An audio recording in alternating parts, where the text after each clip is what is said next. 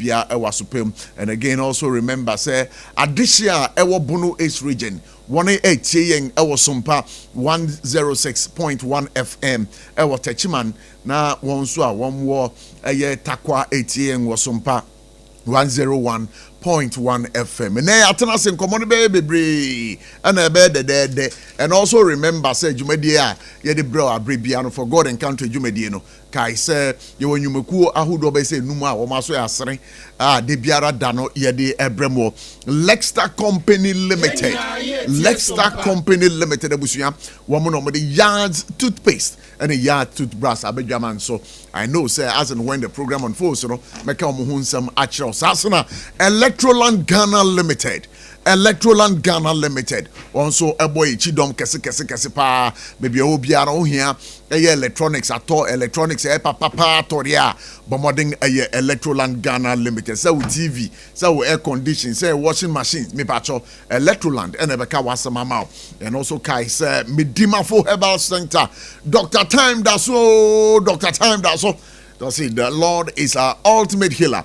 Almost so asre na mpacho utemenka enewia meka omuhu nsem achiro yare kwankro adokro ache me pacho almost tenete wo de mre etoso yare sem ade a wo behwe tentempa ama wo ho ato na kai se omo nkran omo okuma se fa na omo bomodin na koso etie show no ade a me de beka memo Techno Spark 40 series. Almost asene pa. Some catch us a phone with the buy idea. Me patcho show koto krom na nsuo bo kra wa fa wade. Phone we eto nsuo kra wa fa wade. Phone we bo kra da screen no e wa hodem too much. Eja de a screen no e be pai na pai mpo a the screen no bo no kra so enye ding. Ti bo modern pa Techno Spark 40 series. Almost asene. I've told you always say it is slimmer, stronger and it sparks everywhere. Time Herbal Mixture. Yes, indeed. We'd also have to celebrate them for offering a sponsorship on For God and Country. For God and Country. Time Herbal Mixture. Makacho say, so when no matter won't mean didi. And now huna minana ya a draw was open a chiaquine and punuenya malaria no and a fever no a draw was open a chiaquino a Time Herbal Mixture. If an open your as and when our program ne cosunaro a idea mekahun some ediachro nevi I was SOMPA 106.5 FM in Accra. Nakai you say showy is very, very interactive. Once it's interactive, and here now call bit mini edin kobo bombarding pana ko a Facebook page. Your Facebook page, SOMPA 106.5 FM Accra. Adebia chiwa drink komo ayebedi no ha nyina no. Se bebi chiwa drink a bombarding now ko a Facebook page now ko hwehwe nga ade a abusua no so betimi e don komo na fa ho na ye ne wedi. Na kai bi o say bebi lines na tum 5 o'clock. Kai numbers I'll be phrases so 0260 196064 0260 196064 0260 196065 again 0260 196065. Minority slums new cocoa price as Sakawa demands agent review. The minority in parliament has described the newly announced cocoa producer price of 3,228 cedis per bag as a betrayal of Ghanaian cocoa farmers, calling it ridiculous, unfair, and completely unacceptable. Why are they saying this? Yenina ebekaya NDC amanyo ku no wabra no womu opposition no obo ka kire cocoa ekwiafo say so omo ba ban mu a cocoa bag biara obo modern na omotimi aton cocoa bag biara be 6,000 Ghana cedis and 6,000 Ghana cedis ba me mo ka say ntumu aba no enkohu adentina akwako cedis. There's a conversation bia the minister for Agric Honorable Eric Opoku the Atudja, he explains it saying that it's because of dollar no said so ashanga aba for money and untina akwakobana sa na mpacho dem po na NDC for no eka omo 2024 manifesto num ade a yebedi hu nkomo na wie on SOMPA 106.5 FM. Ghana Road Transport Coordinating Council na wamsoma a press release bi na press release a wode ababeto abonten no de omo pa kire no nyina no say adjustment in public transport fares effective Friday 8th of August 2025. In line with the administrative arrangement on public transport fares, the road transport operators have increased public transport fares by 20% to accommodate reasons now was it to accommodate for the non-corresponding reduction in spare parts, goods and services after the reduction of transport fares by 15% on 21st of May 2025. And it's also to accommodate for the increase in operational costs after the introduction of a year 1 CD levy per liter, no? And also one more akanwasem. And again, they also allude to the fact that to accommodate for the increase in maintenance costs as a result of the deplorable roads across the country. Now, in common way, besides Ghana Road Transport Coordinating Council, no. What is the GPRT also saying? Ebusuya, you be situating Komoyina and there on SOMPA 106.5 FM Accra. But I've told you that yes, indeed, that is what the conversation is going to be. That government increases producer price cocoa to 5,040 per ton effective 7th of August. And oh, you can't win something that. Ne 1 year bebe fidye mo ha ye ni oni be di nkomo no. Shamsuddin Ali, a former Bunu East Regional Secretary of the NDC. Oba be kansa ewa hasa so na Amasama Bruni. One also a member MPP communication team. Also ebaha MPP leaders in Akwetia. By elections, hun sensem no akwa kosi sen na menim se Musa Dankwa e de ababe tudwa se ade a ye hwe akansi a ebekoso e wa Akwetia by elections abeto ho a da Musa Dankwa so pa kire se MPP lead pusa ono waye wo ho. Why is he saying that the NPP's candidate is leading in this particular by-election? Ebet Koso Nyame Aduma was September Busuminu. But we are going to make sure we speak to him right here. Our SOMPA 106.5 FM. Now we've also told you, sir, the new producer price of cocoa, no, and also no minority they say Sakawa, complete Sakawa. Why are they saying say complete Sakawa? Because I know, sir, we have also done our checks. And what the reality is, yes, so you need to for Ebechenina, anyway, on SOMPA 106.5 FM. Patrick, let's say, Prof, Nami Adam. Markwa Basoronko. Yeah.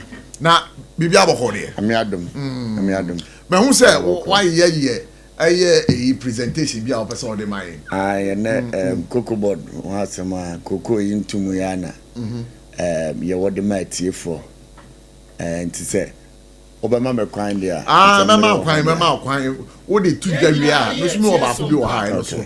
You be trying to why you dey me me dey the better to ho. Na ahwe say said the angle out the fire out the unya free no. Me so mitimi nya na sa. And again we have to play into what the minister for agric Honorable Eric Okupoku has also said, because also the Ninchire Muaba, Ninchire Muno, I am but would make sure say Yeni for so ebeche.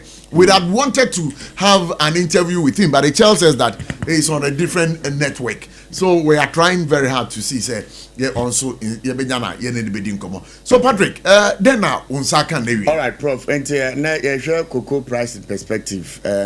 Cocoa ntumuya abay na share near T4 Canania cocoa farmers and so omo eka. And my main for one shas ya na meka cocoa prices, cocoa producing price per season. My interest season bit itself from 2022 to 2023.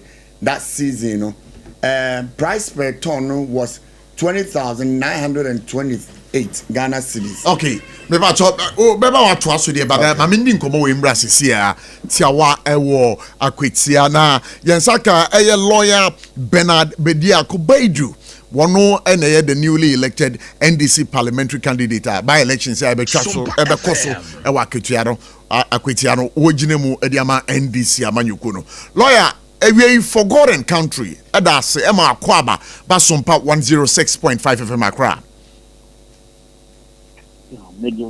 Lion Patra Pumbo Cordier. Good. But what I remember, I know I'm when Nisoka cry at the Amame. And Rano, your Frau Navy, and Rua, Una Woodin Kunim Wabra. NDC mu ye primaries wa akwetia ho edika no ye ma otrinkwa yo na ye bisa sese ano grounds at saying me fight and share free nyanka family fee in the office and then NDC among the corner work akwetia ni nyanfa ma otifu na senya okan na kwena yetwaba ebe nipo bi NDC obi jan NDC anemu na ode akwa pray here na shibiga akunya no ama akwetia man and before the normal yom there that yeah the society we just now report the fellow around how peaceful and how fair the exercise was the way you know na say me din kunim but then kunim die no enya me kunim die NDC kunim die because process ayen ye fair no itini abritia way itini will be through the ballot when you are so nti omo ntimi stampa ballot box and so buku yi obi come the omo an so tin ya no so omo transmit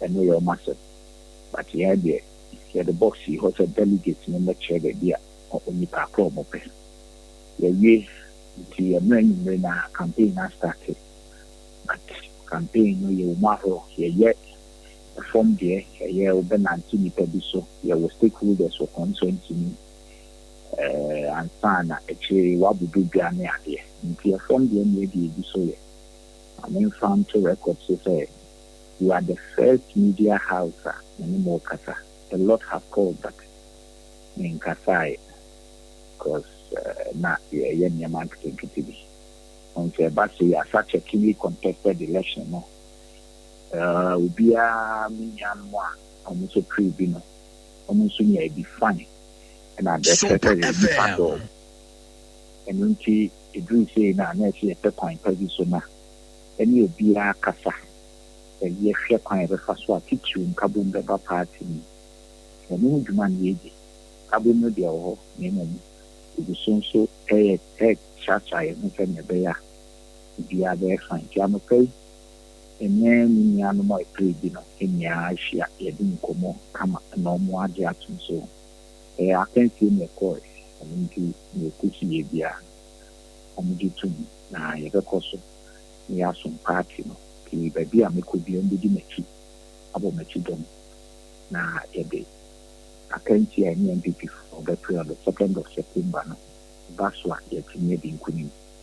So far so good I could yaboko ye namase and in painful be ye meeting these from one meeting to the other and when you go so there is a shame yamawa and to bacteria and can you PM nese you sibo ye been couldn't be at the aberring this money cool and Ramu ye a year more primaries no elections no every year no me who videos be na mrantie bi kasase and tiase elections no kra no den no me share them na some mrantie no muni omo akasa akwakosi sen okay me dan say me dey no kwasem would say na my busy pa film na be ya meeting the crazy ye kra nya de e ko social media ko ba ma tv yes ba nya de meeting asem no na me nya so ni pa na kasa e bi kai no e wo so ye bi say ye hefo ne mehwehwe video ni ele video en me omo ye omo na ya ko mo so me da bia me kan be see a Democratic Party MP na ja Rollins mu ja me we ni nti ya na MOSHE kaka nti bi da bia itimi kekan ho kaka but we pa na jo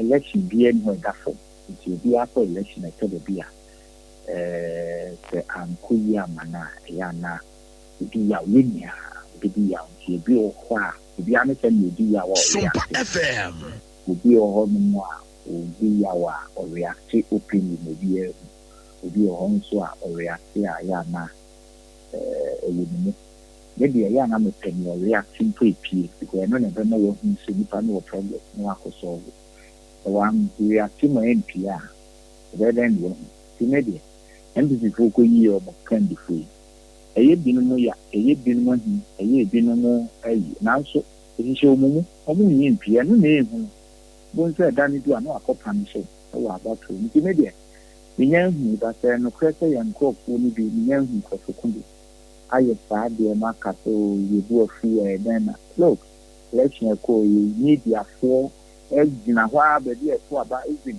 ɔyɛ wode to adaka no mu a ɛsɛ obiara wɔ hɔ Ghana ha media ni awɔ police whole regional police commander divisional commanders ɛwɔ mantem obiara even candidate no yɛmi nsɛnyaa yɛnyɛ ne saa nti wɔn mu ayɛ kwan ɛba baabi a nipa to aba no gyina hɔ yɛmi nsɛnyaa yɛantena ase wei gyina ha wei gyina ha wei nti ansa na candidate bi nso so awo agent mmienu electoral commission panyin wɔn jakra nso ama ɛyɛ akotiani no ɔde fi regional electoral commission panyin na ɛbɛhwɛ abato nti mo de bia yɛ kama me ni so obi aka so obi yɛ bɔn bi it's one of the fairest election but na tia sɛ me kura na me di ntwa then ya nti ɛn normal but me here in to see and so we better reach out to say nipa ni nya na ɛbɛsɛ ya bi wɔ hɔ a yɛ ne ɔma kasa na nti ase ayɛ adwuma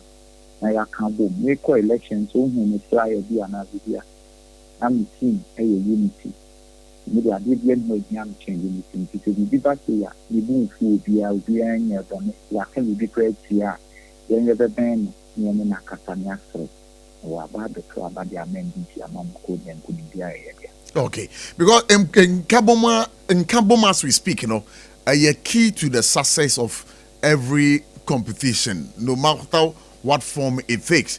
But some have also said, Ura Henry Yadom, one and a former parliamentary candidate for NDC or Akutia, and you were his lawyer. Say, Aquacobana say, Mwaka Kensi, Akutia for no fee say, NDC for the fee say, now the better option.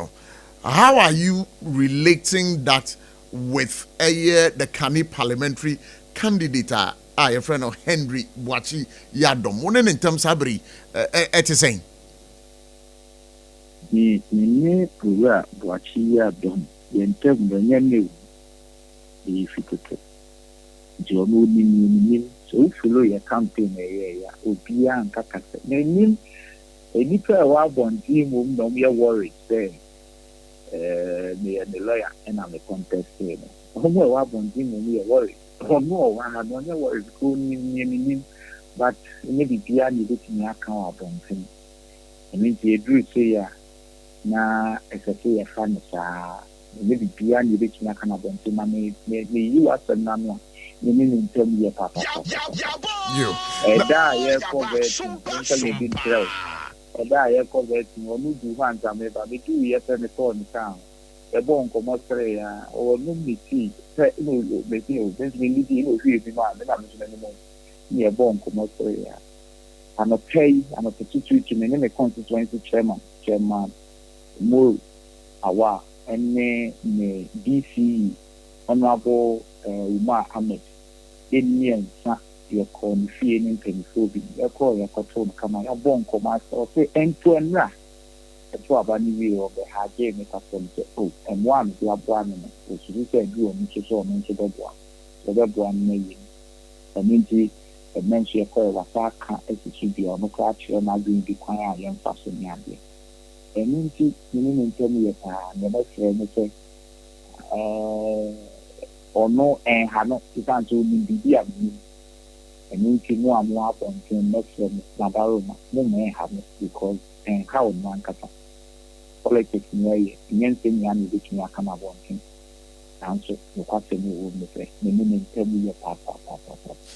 All right, before I begin more corner, there's this Pusa, Ura, Musa Dankwa, Aye, no, Ochra. Ewa Kwichi Ahono, Ozize, Ayura, Asumedu, Oye MPP. Candidate, you know, I said we ready kind. That means pussy beto Jana what it now what ya? How are you planning to make sure sir you work towards success even in the event of these pusa HS MPP candidate, you know, a ready kind? Okay, so I'm just about an hour ago, you'll be just one day. Because hey, na maybe be a mention in terms of research in the idea. Instead of being so in try control, research in the research is very accurate. And but who doubt Musa Dankwa's research on the Akwetia by-election? Main customer doubt for me. Main council it will be a guide for me. Main that it will be a guide for me. Main new be a meander will be now. People thought that, people even thought that I was joking. But I'm not the social media type. I'm not the, I go to the ground and watch. Akalakra, feminine information, it is a mutual damper, no, so, near more dear, food. It is a water catcher in here. Here than I say. By the year, don't forget, and no yarn, my no crowd, so Bosumi in the election, a second our election, no crime, a funny into New Year, me a fast burn, and then more the other problem to me, is your number, you fools. Means when none ye me, say, membrane, and maybe the name candidate one or digital so yeah, it's not the part time, and me and elect me.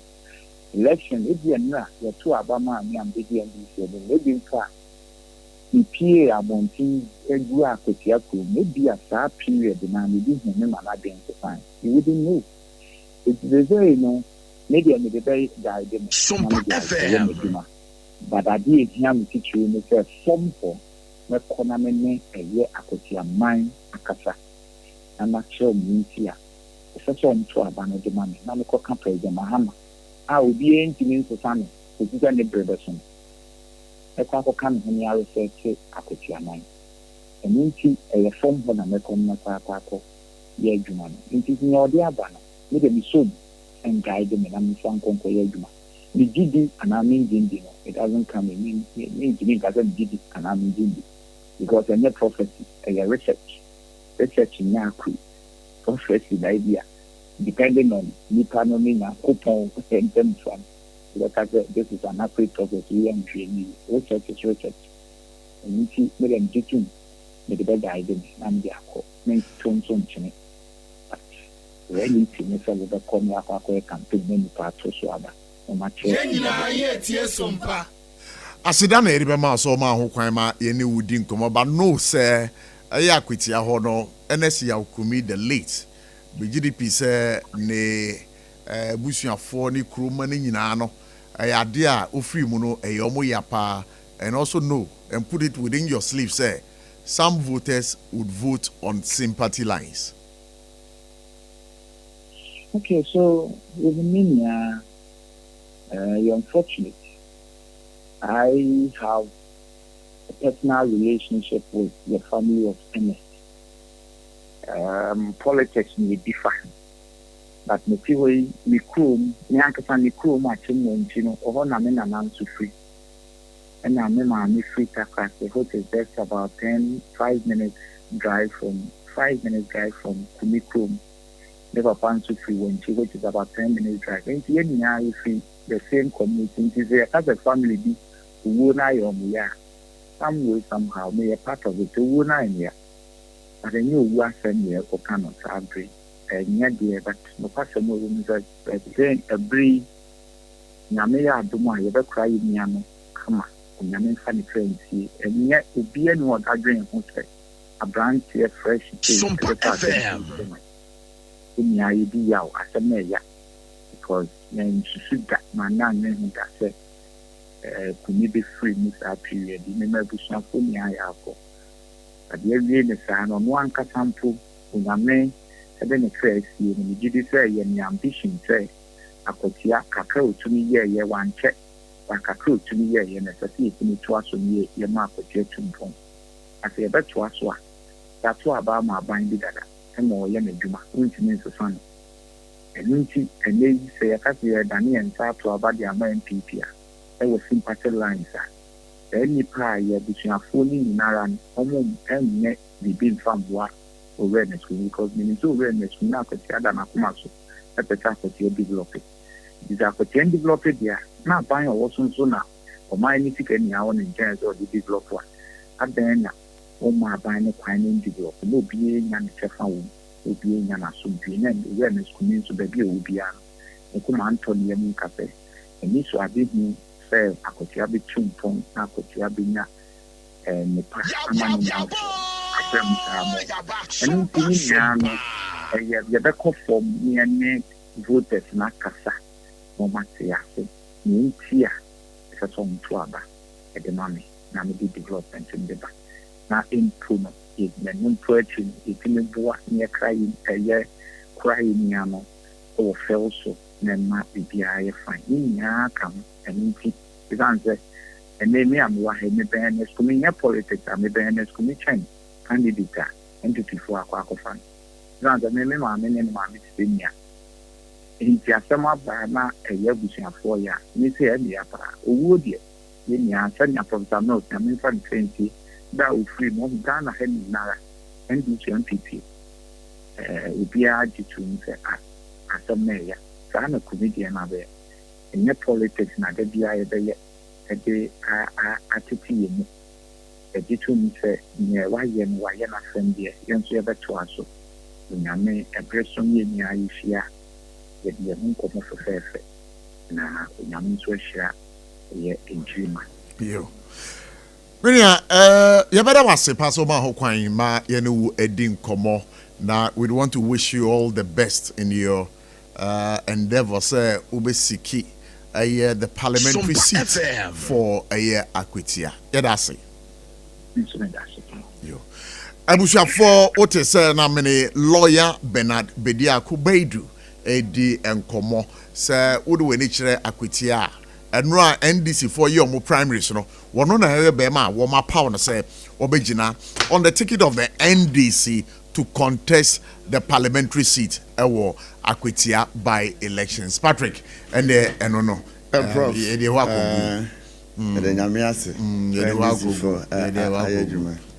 correct yeah the prof na meto so akoko ntum na meka ho asemansa na ukodisa enkomoyi na yenhwe cross I no unim dia wo ye no ho anka yen suspend na many AVRAM we before panelists ne beba no the presentation and anka ye dey remo na bibia I come abusia for SOMPA 106.5 FM for God and country and was go so would say you from me PROF Abotchie aka Prof, my guest, my one-time lovely brother, my runaway friend AVRAM Ben MOSHE me no ka say e ade awaje bre no watana say AVRAM Ben MOSHE me ma akwa ba na bibia boko de bibia e fine de but AVRAM what's all mic na okay all right, that's fine. Now last week me who we dey fetch me na ja ejuma you say akwentu kwanti bi ona makokem what you have film and kwanka me yakem na me film pa me say dey mamba sa na be dun tempa and na udun tem good yeah etie for the actual because that topic now on ye no na me ko fiero I saw say about for Frebisa, which that another one my encouraging. And then the one my encouraging.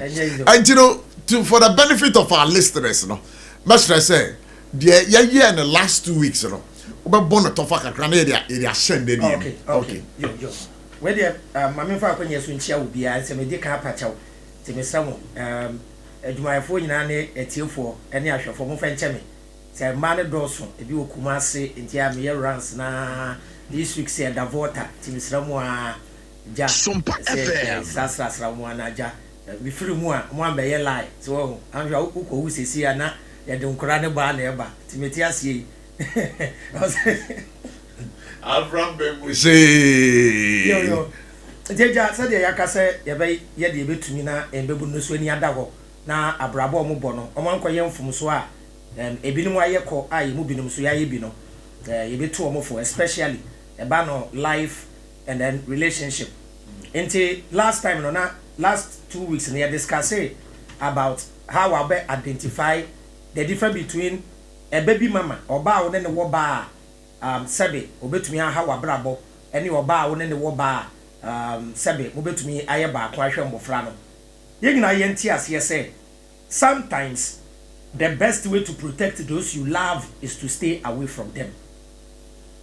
The best way to protect those you love. Sometimes. The best way to protect those you love is to stay away from them. Okay, 1 year wo dom no. Eto de bia. So so bom ho ban a. E wo so twe ho firi omo. Oh, okay. Enu na wo kire odo a wo de dom. Oh, sir. Ebi nie, yemfa ne se woni oba bi wa abofra. E wa abofra na emra, memfa sa akopie court. E na court a hye se yempese be hu wa akoda ne hu bio. Wona won kwa akoda ne nchen no enye hatred for the child. But the respect for the law ene upese oba no ne abofra ne nya peace of mind nti. Ebi bio te se bia yemfa ne se obi pe weku ena wedwane akwhye baabi omo track o se wo kofie na ye track ne ye hu fie a ye be kwa attack wo yire ene wo ba. Until the best way to protect your family is to stay away from them sometimes. Auntie, me catch madam to be say, you need the partner because you person the partner niji. When me ti oba na wo se ne pa, ye ne niji enti e na ne nam, unsu we niji enti. Eduru baby na wo hwe na baby adi pa no ne nije achene la kono. Ye opese oni wujai na ne nije wa abrabo mu a. Ma ne kan ma ko. So what must say, we shouldn't force ourselves to be in people's lives. After the atosubio, and memory in our friend show mutrimu say, we don't date. Yeni oba na bema nkonante. Na enye ya planning in an say every year wadim. All right. There be any relationship be ana ebe ended up in marriage. Ya pa yen check ya ye wo like this so mu amutie nyina. Met me aka say 90% of mu amutie me no enye oba a wo pese wo ware no e na ne wo obi okra wa ware o nyine no na enye ni dream ne say sa nipa no ne be ware but said your life de wo call ye said your life to wo fa ye said your woni nam na abrabo mu no e na wakohia wo bi a woni na settle nti emaye hu oba o pese o tetew oba o pese woni ne wo ba o pese o tetew eye wo ba o ma unnecessary pressure based on the child. Or baby or baby you so akoda no na akoda ni nti obe tete wo san anadwo na wo frɛ ade a akoda ni hia kra no oba no betumi amfo ne no na still or gene wo ho ye wo baby wo ho a oni we gya nti no waye na so lati a on pese obeti asempa kra fa ho anka de obeti ne sɛ yapam we fi adwumam de obeti ne sɛ bi a sɛbe wakɔfo oba bi ma boni bi esi e ma na akɔka sɛ on wentumi ne miantene no e na sa ato most a man in French most a man that I said no ko social media na kwahwe video bia ye di bo ekutia relationship ye di ye ex atem no be pa to bi samo wo ko social media a man in mema why no me bo ekutia pa ema de bia at the end of every relationship it is only the women who think they've been cheated. Relationship ya kwa bi yawo no ba no nko na nti say ye be platform bi say ye the relationship discussion obi ambeka de ofem a obehu ema na ema ye like say chabam anti mesre ema no woni be ma ewo abofra enko abofra ne ho de e was u looking for akoda na nigye because akoda na wan soma mo woni be ma bi kwowo woni oba bi kwowo a mummy enu munya problem a don't bring the child in the problem because akoda no or ye innocent person a owo ni ba bi ena mummy enu no mo enije amokoji nti ena akoda ni be pie no ye make sure say enkoda e de o ma be wi ase no say ye ne ema no wo problem ye ne emema no wo problem kra ye ema sa problem no enkonko ha embofra no nti am say last week there na mabo no mabo no tofa kakra nti ena no ye ba be hwe emema no so bad baby father baby father baby father papa for the mema na omo na ma ni bi ewo enkwada no so omo ha adwene papa sa mesram embebunu na mutie no me kan biu oye oba you have the power to choose the father of your children oba bi antie hwe no wanka da se me ne kwase ampanyini bi na awo wo na akofa kwase ampanyin no e no be ye oba papa oba bi antie hwe no wanka bi da se kwase ampanyini bi amene na awo enye wo bi na tam ne beto wo so eye wo e no wo se wo pe e na wo pene e na na akotena until you have the power to give your children the best father. Ebio, what say? Women don't go into relationship, and I say we don't go into relationship considering our children. What say? We choose women because oba no ye so please. Sure. But you choose oba say me pe oba or dwene ne man ho adache me ni ho a obehwe mbofra no. Enti me my quote be that say, yeah, never insult your ex because that idiot was once your happiness. Hey, Sakabio. Never insult your ex because that idiot was once your happiness. Ex na whether oba na bema. Nti woni obi nante na mujaya a lesson in life. Nipa bi obeba wabra bomu bia no a stage in life, a page a we bie. Whether the person will stay or the person will leave. And to be my example, say, Bema mami ansa ebu ne kwasia. Oba mami ansa mami ansa ebu ne kwasia no. Or you're more matured in life or experience, a change will be a yemu ne kwasia da.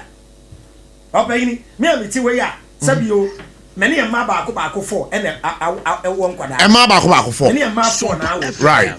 Meti wo sisi ano eda wo bete se me di oba bi echi nya broken heart no senior e was so fan na de ko pantan oh adan adan tina o se me do ko pantan life experience no debi e di kwa se me do ko pantan no because a life experience e bia oba foforo na makwa konya no e bia na de no de yeme no na de mini o mu jaye no na sani pa no enye me sa e bia this current one or driving me crazy. What say? Like you Jamia, but you are broken heart. Dabi, when you're broken heart, and you didn't learn from your oh, AVRAM then I catch me. Dabi, Obi a yachano, Obi a yachano. Yachini biwa, and then you no, AVRAM, Makofa Akusia, Menene Jai, Mafadua, Menene Jai, but Obumquasia, Menene Jai. Okay, when you're broken heart to all the experiences. Now, you know, and remember, say. Makwako nya ye friend say adwa de obom nkwan pewa mini sika kra adwa discussion me wallet mo adwa na me ko hia no se edura na adwa ekwa ofa so ne me di nkomo e won pa so no de de ne yeso no entini chese o de bi wache ma adwen ya nti odi ujaya AVRAM you go crazy ya nti me ka say sebe producer yes sabe wins me who have a kind Debbie can't can brofo e be between the ballistic of a full one press the ballistic of a full one press oh kwasia tohwe no ye ntia so mprenu masa obaba kwetia so fe ba kwetia so fe Debbie AVRAM oh enti odom gu ahuro Debbie baby ada na ye so odom I was also saying AVRAM na somewhere come me manya broken heart be 8 na last one na minya de kada nkere me kwa asabando yo broken heart now what the we are coming there just obi kasa ho a na obu afu na ebesa to kasa bebre enchiremu nkwa na yeja you make say yeah life we grow and then we learn sure enti mesre man obi oba nkwanante any oba ebema bi nkwanante in a relationship kunu say in every relationship anything can happen bibia betumi esi okay adia esi pen esi biewa it is not easy ya wa adia bi metumi aka ensi da say ya beda solid da kro no na soro adane ahwe fom na fom asase no akosoro there be insida won say me make a bold claim say ebi insida ampa ye hu bi da ebi insida somebody can disprove me eda ye beda be sole a soro ni asase e change position enti obi afentu ni tirim say ade bi esi de bia anade bi ato obi da anade bi obi aye pen no it can repeat itself. All right. Oba na weko hia no say owo ex nkoa be ma na weko hia no owo ex girlfriend nkoa you can also become an ex. Antifasha otim na fatu hofu. Don't listen to the west men tie nsam wo kana me hu be ma te say woda me hia oba te say woda eno ye futu abedi me debu no wodo we don't fall in love we stand in love yen ko fole wodo ye ginem wodo wo komu a enya akoma na yede ko yede yeti nso ka ho obi antie na wodo nti no obi abefa obi odo de na kopi abrotiri ma se nipa na mawasa ono na obefa ne ba ye na ba be pie Ghana ha because Avram asem we are okay na lady BM say we techi man asem that lady no na okuru kituem ekura bi ase abrante no kopie UK me dem ka say abrante no befa lady no e de no ko UK me kai those times communication boots okay ya befa oba no fie krase o say na phone boot o mra no oni be man be ka telephone ko timi dane ni say but be man no befa oba no ko UK no oba no ma ye ko chi be man no tumu e ma ye bo be man no sa topic no ya bo be man no bagana sa topic no ana mi ankasa madam fo me ni this so o techi man me money din ko pie mu US oba Ghana e befa oba ede no ko ware no wa ha e no ode no ko ye wom ko du ye no oba ne di blade sinsan no ho se be ma no e na etete no ama be ma no ye ni PhD ye chini tumbe 10 years 10 years baby ododi na kopie no pa me pa di Abraham say me ti ha wallahi tala me ko abru kire say oba no because experiences no experiences no wo ho but we your ba na abrochi no be family ameko but me nya obone but most times when say top a full topic we dey be rasa top we dey yan ko baby fathers no because sa ensem na esisi no enye de bia na ye oba ne fault and member ni wo role bia member ni play that is why in love we have what we call sacrifice obia sacrifice aba be foul nipa no do akokodu ho so ya de bi enya also sacrifice and be in the relationship so enye se be ma ne beku a what else it is ntina me say ya wade bi a mema ne ya eno ne so sa aba Abraham ma min kan kiro so we ya be ma na uti abrochire mo amohwe on Facebook uti abrochire wonim se brana wo abrochire no unya time two adwuma na wo ye no a form adwuma na unya nya sika na oba no wo fe wo Ghana ha mesero e me fa no nko wodi ne ko a your member bi o mo ya Ghana addition ni Nigeria addition o mo gira mo na so wo so yire wo fe enti o meje no ana bebo eda beba wodi esa nko bo ye bedi enti ye ko baby fathers before you be wrap up no yeah ye be wi a mesero e be ka 5 minutes a me pese me ma e futuo bi wade bi a popping up in our society. I know you the introduction of macho men from NDC and NPP. Oh, sir. Well, sir, there is a trend going on. NDC domo ba macho for BDH. I said macho. We must so macho. Now I saw be a dean was adi no.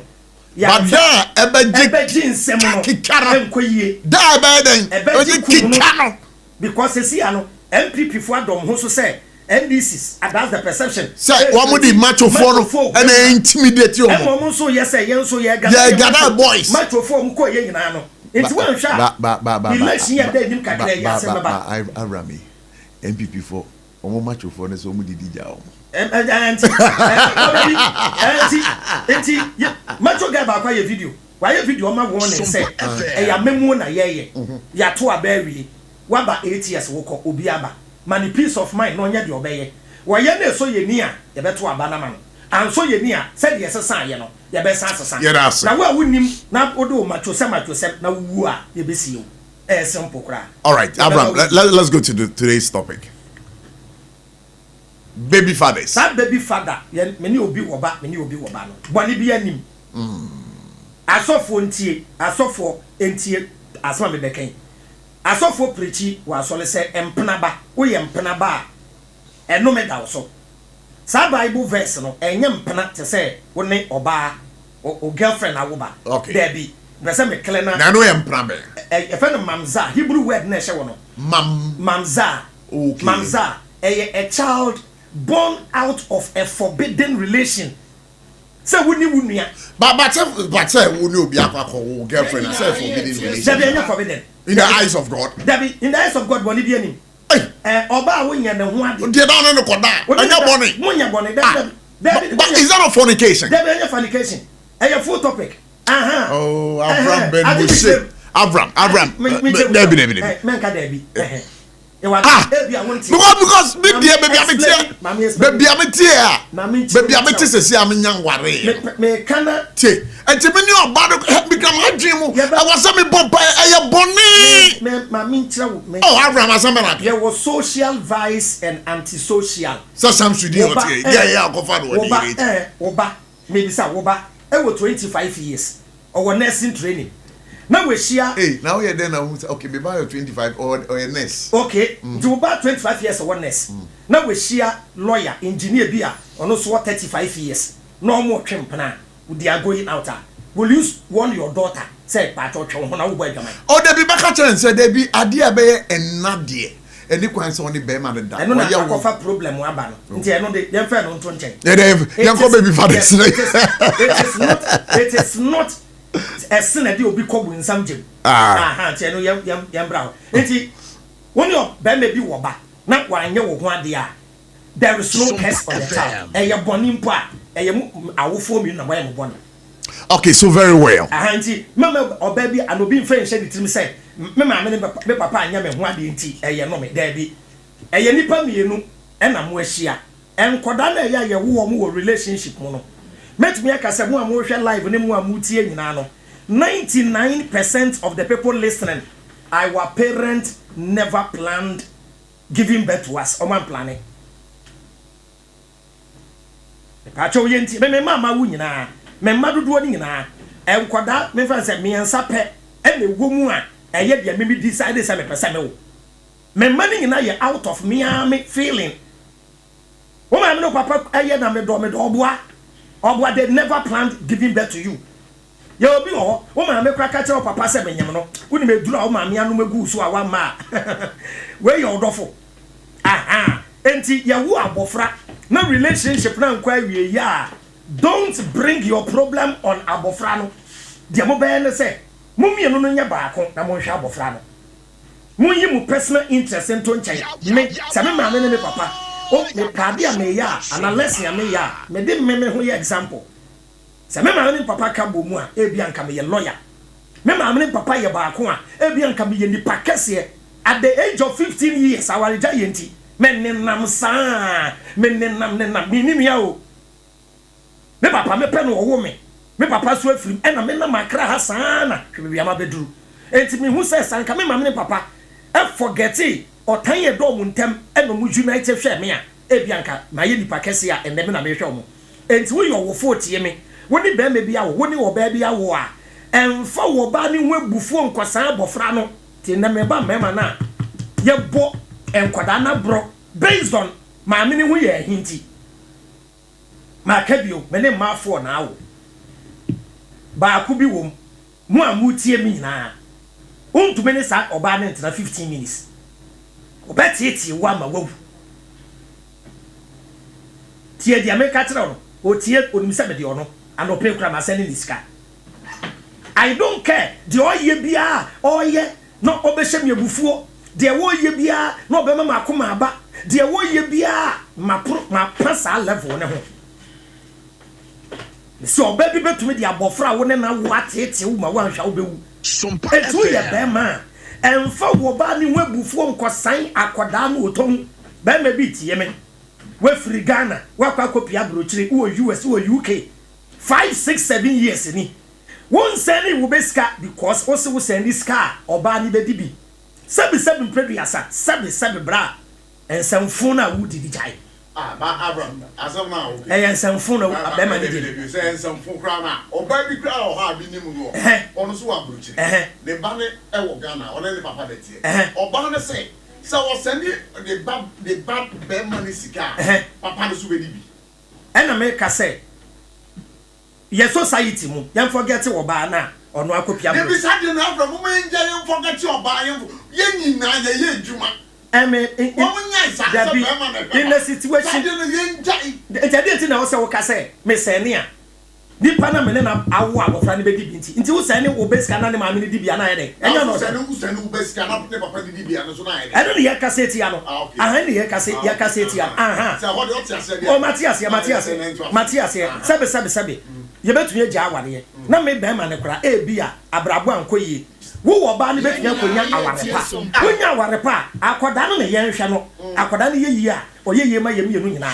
Enti besra be ma wo nhwe wo ba. Ya tanka ye was space bia ye hye e de hwe be mo on hwe ne ba ye be hu sa wo ye kotre asaba kotre be hwe ba kotre be ma de hwe ba AVRAM be say enti but yamfa to be honest yeah some baby mamas are very very annoying obushebufo ti na me pa me ma ne che say baby mama bi wo ho me si wudi na chi o hwa abofra no man shane ba. 70% ne maame fault. 30% be my fault. Sa akoda bi enyini. Akoda ni nyini wi no. O se me papa nhwe me. E ma ne muntie. 70% e ma ne fault. Oni say wo ma ne bi wo ho a. E bi okọ ne be ma jai e bra wanyem. Onyim ni mu no. Ni boot be fu. No wa pam be ma no. Efi yefu no no.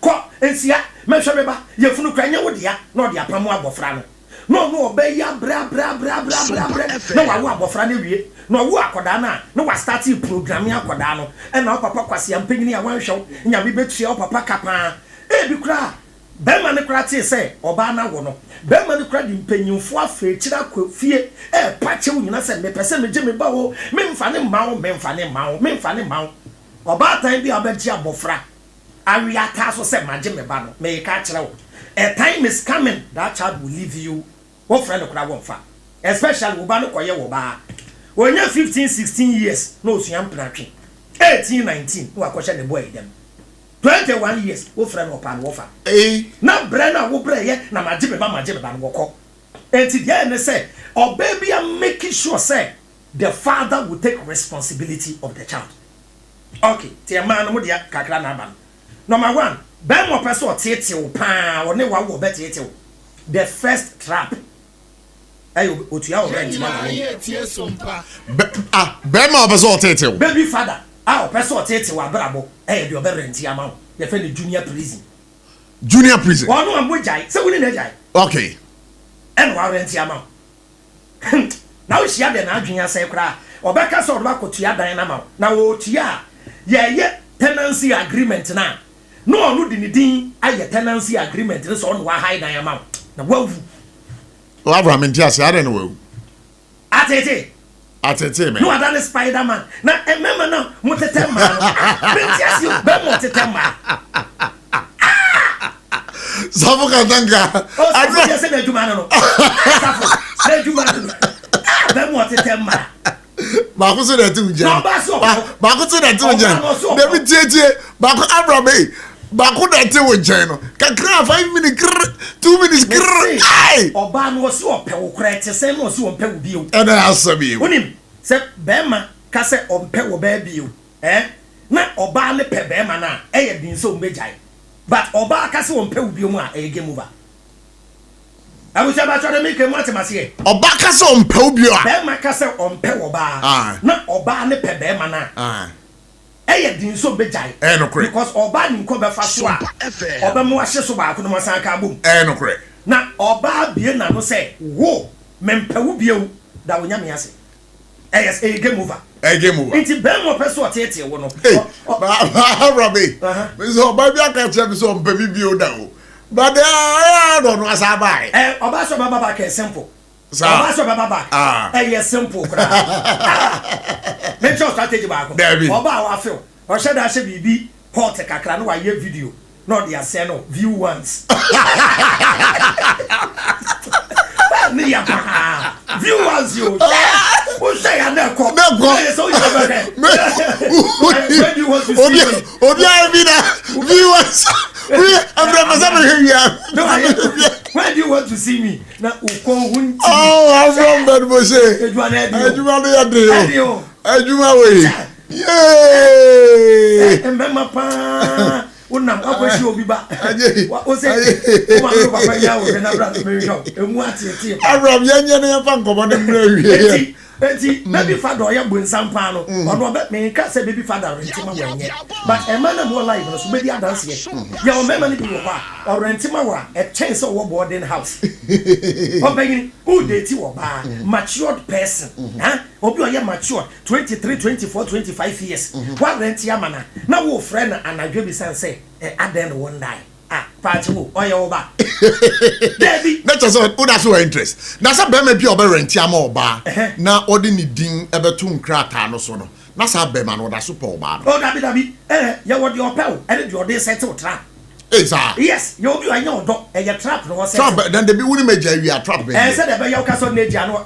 meja maniama meja maniama ti lady be nice lady e wuni shape pa sister na problem also start me hu na me feeling me na down no man can nice lady na no no is sister no sabe na ne sie etu me say me etu eno ko chia this young man you kun ne ho rent my sister bomodin na okọ hu ebusuafo say obe sister ne ho na no ho ade nti guy ne fitani nti eri omote no na lady no ehu another guy okuta cars no ni ade nti na eya shifting cultivation Allah wallahi nti aba se omba bejai awade ombejai no guy ne say oba ne bu kwasia nti oje ne niema wato ama girl no te girl ne say oniema ban no wabo fridge na girl ne di ama no wabo ceiling fan no omo so betu ama no okre me say lamp holder na akwa ne na de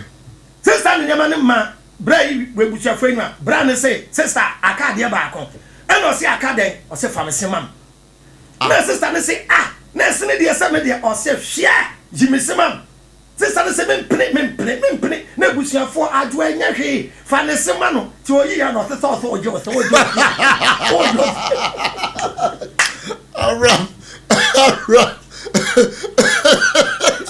Abraham Abraham, I just want to maybe a line stratum 0260 196064 0260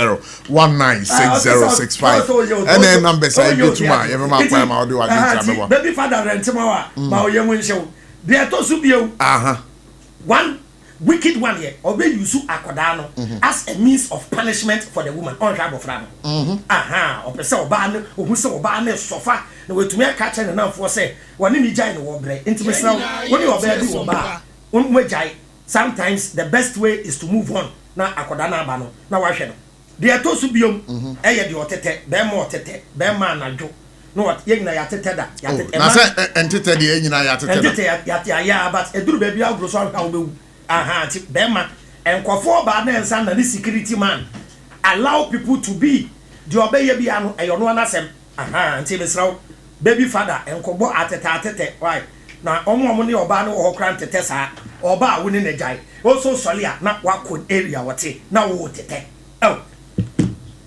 kwami aponsa jai Abraham ye na after the to subiom eno so sa oba we hye se oni oba na jai no o we hye oba ne bad woni obi ntemu tete a woni say some excess later in life we worry they become best friends sure they become best friends here we kwan na yere nya problem one ba kono na omo frema oni omo mio no de kasa so what you say into ye breaking up we shouldn't become enemies so what you say ma yemfa yawdie ana de esi ye bi enhye yemu ena the atosubium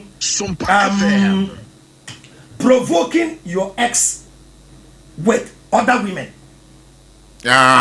especially ex identity area this ade anya cry area girl ni area boy bebrempe mu jai wi a a create a lot of nti ya obama bi ohwa o de ma be yi wahi ebio enye se wanimu nko a ebi wa yi status e mataye o postu na ya me da sa me for blocking me baby mama sinyina me postu obama me baby mama ba akokora ni ehuda but who post ma me postu and to end day o say you will hide you will be able to hide no sa hide yo you are hide minimum chale mu ya mu nchire enti me mani bebre wo ho u birthday dru a oba ni postu na wa twro happy birthday my sweetheart e wo nko na wo hwe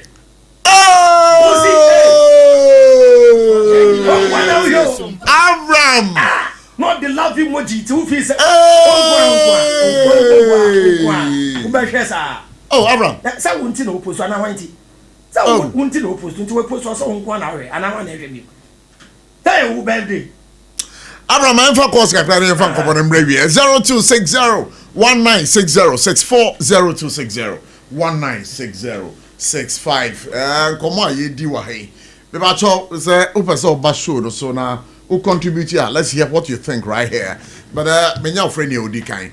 Hello, good evening. Hello, good evening. Oh, okay. But what me kan? All right, but me here say but what jina suma me why? Na me here say metimi afa call no through this particular line now. Let's see. Hello, good evening. Amoch. Yeah, me pacho et saying. Me enla che na wonso e. What do you mean kan? Me pacho me. Okay. Yeah, me to. Ta te chima ma na se ma tia kota na ka bi ponchu wenjini. Aha. Kakra me tia tan se tani ma yimi kan na ewu SOMPA FM. Tanto kwa kono krampo na ya me mpeno.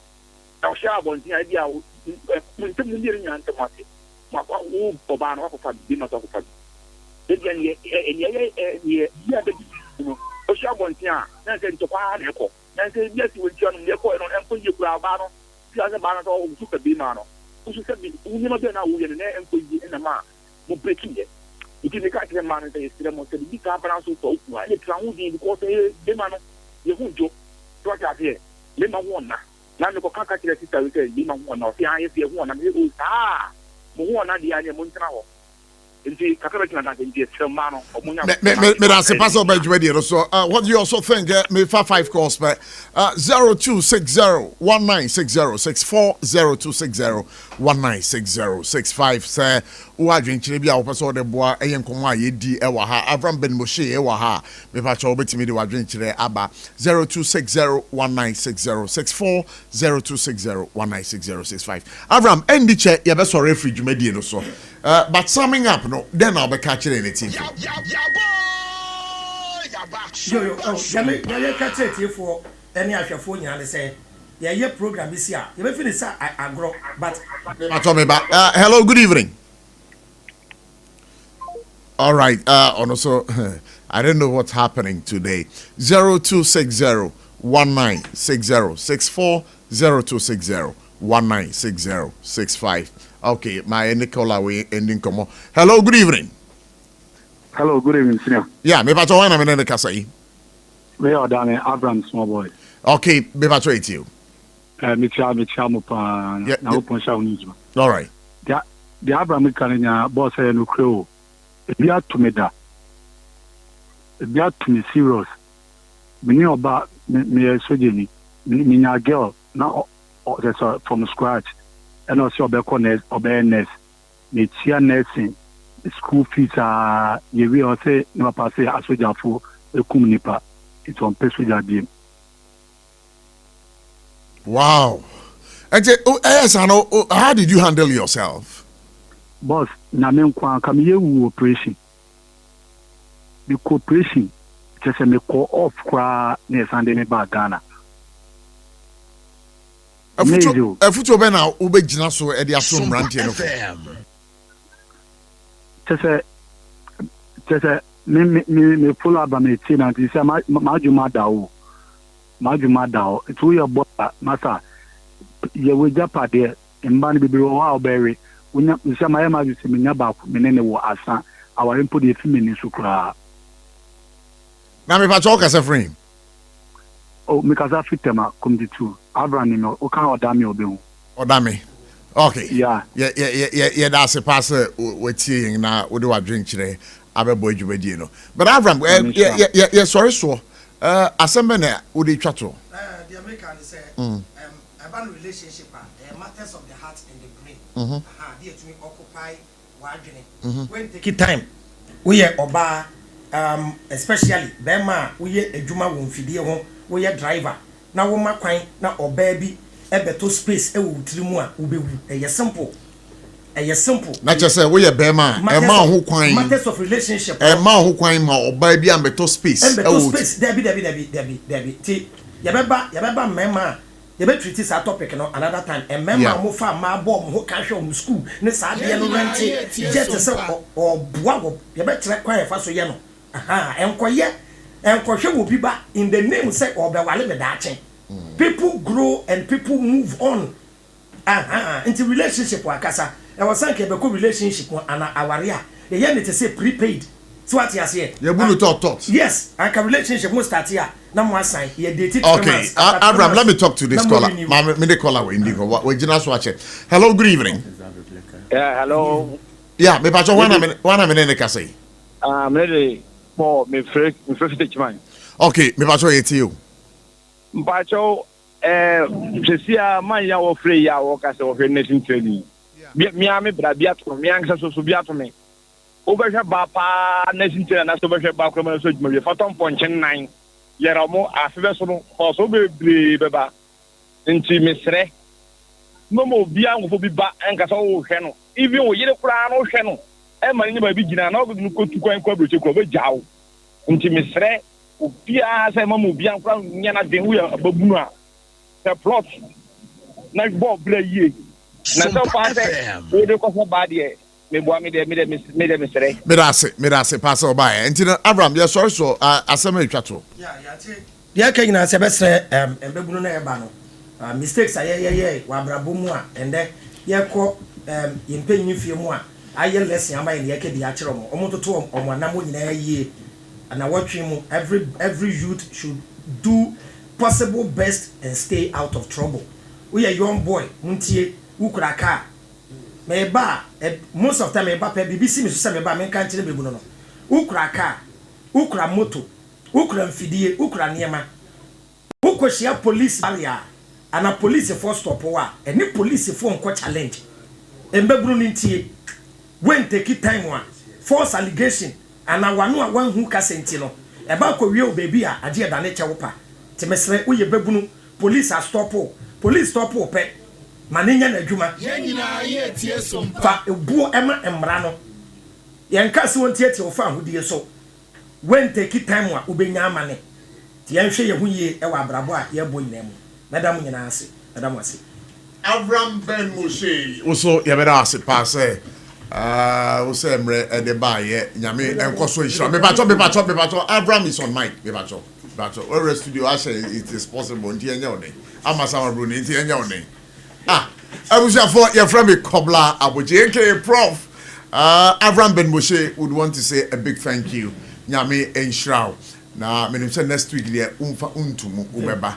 na yene wo edi enkomo ha you know we wish you all the best abuja for SOMPA 106.5 FM for God and country and our sugusu udasu 80 na uhwen so Facebook what we would want to say and say like you say we are zooming into the second part of the show where in Commonwealth Center on Akwitia by election and again we'll be taking a look at a year Amasama Bruni and again we'll be taking a look at a year the producer price of cocoa sabre abine de ababetuja ye twan ho abasisia e ba Commonwealth aso Techima no fue. Electroland abeja. Near the money I'm a punning in Answabo. Wait here. Thursday, 10th April 2025. Raya showroom for front Kumasi Techima Kwana so. Yedi Roma sorry dino. And that's a backsword Nedia Nimshe. Rabaja was Samsung, TCL, Media, NASCO TV, AC, fridge, gas cooker, washing machine, deep freezer, home theater, microwave, blender, kettle, rice cooker, and any more papa kahunina. Now when in baby, it can for baku 50, ebenya 15% discount. Any achedie, it rabatadie, kahuna senyao.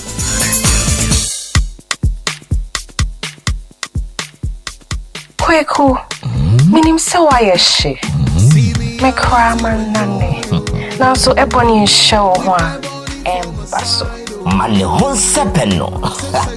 Ebony condoms comes in different flavors and available in all pharmacies, chemical shops, over-the-counter shops, and pubs. For bulk purchases, contact 055-230-0075. Ebony condoms, Ghana's most pleasurable condoms. Make it worth it. We got peppermint, strawberry, vanilla, chocolate. We got peppermint, strawberry, vanilla, chocolate. It only the view is a condom. The condom mulia then it's not on, but don't support as a condom. 21st clinic aye sciatica expert sciatica no wo nerves na wo to ase na fa wo siremu na fa wo nansia besi ase ho no se ho techema eno ene ye fa ne sciatica na etimi bubu wo to ase ka wo se dwe wo siremu wo je ho ba bi a enye na no na 21st clinic ba ye adwuma pa wo mu ye ntia baso bo ma je ne wo Ghana ha ene amono ne enya asem ketewa wo mu je international awards ahodo wo mu je local awards ahodo na anu nso na wo mu bie the only sciatica research and treatment center in Africa bibrim ha no ebi ni ba bi a je 21st clinic in Kwa. Woman dear bibidro and the best yard no massa the machine account. Aya sabia yare bia wutimi de konemo ma de ba ko a wo magidi wo mu pa no. Eye sciatica and a stroke nso de kwa. Diabetes ne hypertension ne ade. Ghana ha ba bia wo mu ho. Enkran ha. Se ye wo Tantra Hill runabout. Se wo free enkran e ba. Ye wo wonsa ni fa so. Wo frama saman so na e ban so a. Wonsa bonkum so. E ho na wo behu ye. Fre 0540 311 311 0540 311 311. There's a 21st clinic. Still, one more sciatica expert. Menemuka says Shamsuddin Ali Atanase, or a former Bono East Regional Secretary NDC, Sasona Amasama Bruni, so Atanase, Yabeshe Akwitia by elections, NDC for you, candidate. Sasona the New Patriotic Party for so you are candidate. Akwitia by elections, no Musa Dankwa Ediababa Twabon things say a dear a year MPP candidate no worry Edikain. Ewie so no yabomoding ni a NDC candidate no Kasai. Also chira also elections there your friend research work there there is always room for some level of doubts in the research, but let's see how it unfolds right here. I was SOMPA 106.5 FM your discussion segment also, and again Abayin announced the new producer price of cocoa, but minority at the ababa to just say price number the abema cocoa ikriafo no sakawa. Why this sakawa? We name komo yebedi. But before that, Patrick Ewaha. Patrick, you share a young komo wodeba concerning this new producer price. Yes, Prof. Mesam wati for and washe for nyina kwaba de SOMPA 106.5 FM. Now, cocoa producing price no na yede ebe to the new price here be na. Yen share crop season be any prices be a buy na yen share ninde. Abesi. In the crop season, it is 2022-2023 now. Price per ton in Ghana cities was 20,928, equivalent to a bag of 64 kg. Was 1,308. Now, approximate dollar per ton also here 3,100. In the cocoa crop season 2023-2024, the price per ton was 33,120. The equivalent bag per bag was 2,070, and the dollar equivalent was 2,188. So here 2024-2025 in this one, and on the latter part of last year, November, price in about 49,600 Ghana cedis, A bag was 3,100, equivalent to dollar near 3,100. But ansana member a new price ben my share in the contest 2022-2023 season. The starting price was 20,000. Send me can that 20,928 per ton, representing 1,308 per bag. That was a bit was still low. I mean the global prices now.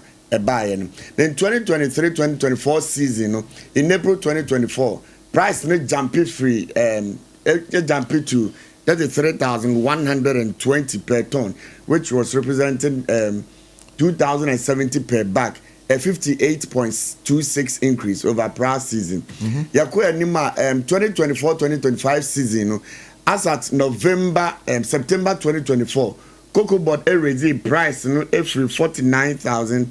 Every price you could do 49,100 per ton, and that represented 3,100 cities per bag. Per bag, and that would buy it equivalent to dollar, so 3,100 per ton dollars based on the official exchange. Now 2025-2026 season, and they abeto on August 4th, and 2025.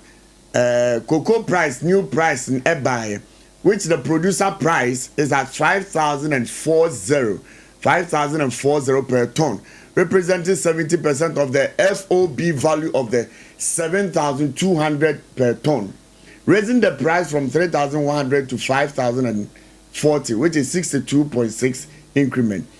As at an exchange rate of 10 cedi 20 pesos per USD, we translate it into 51,660 per ton, or 3,228.75 per bag kg, and also a wasam. But my main found question, I mean, early years in the Ekufuado era. That is 2017 to 2025 from early year. In 2016 to 27, and 2017 to 2018, price stay at 475 cedis per bag. I make global drop. Am I yabeton? You am I equivalent to 2,950 to USD 2,090. Yeah, and also now in 2018 to 2019. Producer price increased to 515 from 475. That was in 2018. So that's about 8.2% increase. That was about 8.2% increase. Sure. Before the other year.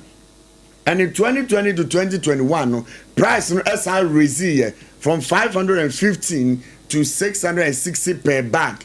A large adjustment, which is 28% jump. And also ebeto now in the middle year 2019 to 2022 price remain here at 664, almost about 3 consecutive seasons. There was no price increment. Okay, that's fine. So there was a 0% increment, and also ebeto. Now in 2022-2023, initial new season price announced was 800 per bag, which was about 23.5 increment. Previously, it was 660. It remained for a couple of times. Now, in September 2023, price increased to 1,308 per bag, which was a 63.6 uplift from the prior reason. The previous one. And as I call April, further hike, also called 2,070 per bag, translating to 33,120 per ton, representing 58.3 increase in the mid-season, and also ebeto da ewo. So me come anima say initial price 2024-2025 initial price as at before November now there was an increase. It was 48,000 per ton. That was 3,000 Ghana cedis per bag. A nearly 45 increase from the prior bag price. But in November 2024, there was a further revision of the price, which moved it to 49,600 per ton. And no, 3,100 Ghana cedis. A modest of 3.3% increment. And the Yansha President Mahama, a former President Akufo-Addo, any a current president, some comparison be she also starting back price now in the first year of the administration. Comparison where are we? Yeah, you are doing comparison. Mahama era. That's in 2013 to 2017. Yes. Okay. And Akufo-Addo, sorry, a former president. His Excellency Nana Addo Akufo-Addo. 2017 to 2024. Coming to 2025, yeah. But in their but oh compare 4 years. Once we have 4 years, we have 4 years. Or better still, no, you could have done the comparison from 2028, from 2008 to about 2016. Okay. And then you do that for Nanado too for the 8 years. So you are comparing 8 years to 8 years. So, but in this case, we are comparing 4 years to 8 years. 4 years to yeah. But so OSHA starting back price in their first year now. In 2013 to 2017, Mahama era was 212, and former President Akufo-Addo was 475. Their final back price as at their last year was 470. Former President 475 to 3,100, and in percentage increase over term. Mahama era was 124%, and Akufo-Addo was 553%. Okay, and a percentage of FOB farmer Mahama's era was 66, and Akufo-Addo was 52.7. Okay. All right. So I also did something small on the NDC cocoa price promise, campaign pledge versus current reality. So let's go into that. But before I'm here on Facebook, you can follow the conversation over there. So we also did this. So quickly, let me walk you through what it is. So current government action. Let's see.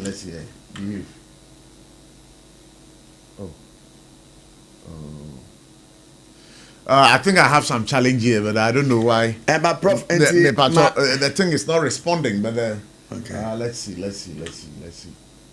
I don't know why it's not responding. Okay, so let's see. We'll get back to our. You best have a back whilst the discussion is still ongoing on. We'll try and see that we'll come back, because I think that there's a bit of a challenge here. We'll have to make sure we go and then we come back. I don't know why it's happening. So let's see. We'll come back. And to me, Patrick, yeah, better ask. Prof, so we share increments now, bana. Kwafoni guswa kasa. It's answer increment, is a little over 100 cities, which is 128 Ghana. Yeah, before initially it was 3,001, and now it's 3,228. Yeah, and it's still now almost say increment, and so that into now which is a representation of 4.13%. And Sanedi Kaka Nomugusua Kasa. Now, in dollar terms, there. The increment is 62.58. The OSHA in dollar terms there is 62.5, because it was 301 and now it's 540. 540. And to OSHA in dollar terms there, the increment is 62.58. And the whole and so asem and no. And Prof, mami nase pass oh yes adwuma we de mame na ye bebo modern pa na ye ni cocoa board PRO edi enkomo Jerome Sam, but let's see if we can have a great conversation here live here on SOMPA 106.5 FM. Jerome Yama kwa baba SOMPA 106.5 FM for God and Country Jumedi so. Pages minia. Be pa chona pum to St. Jerome. Ayo na yenyare ntie se matu eye koko buom but ntumu na e baaye no ekuafo no eni nje ho kra se okofom ho no na ekuafo no di nkomo a wo mo se e ade a mo dada omo because mo ka kire omo se mo ba ban mu a mo be mo mato koko bag no 64 Ghana cedis per bag ade na akwa kosisi Mini amedas, my mincha on no taping. Asama wokan, a yawona wokan, and I say, okay, what for form make ya for no egg. Because me making people going region. Maybe I say, SOMPA FM. Mr. the young woman was Sarfo, another incident. Men said they take you also tracking a woman. And I'm a Christian, and I bet 3 days in buy. So sometimes I say, yeah, can't say now we should put it in proper perspective. So, India, in terms of wait, hold on. Because in terms of India pricing, and Quebec me a kusi and I say, and only a agency. Then a munchi muno and then the band, then we know what happened. But as to say, for us to create the impression, say, if we are formal, our form what we say or say no, then you'll be subjected to street food. Say, if we are formal, achieve way to regions, if you then could districts, and as they say, you might not be able to provide that information. But young Korean, look, I am a for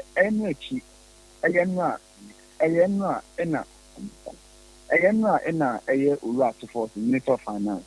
It's not by name the cocoa price then about the 2 jars. Now, the OSHA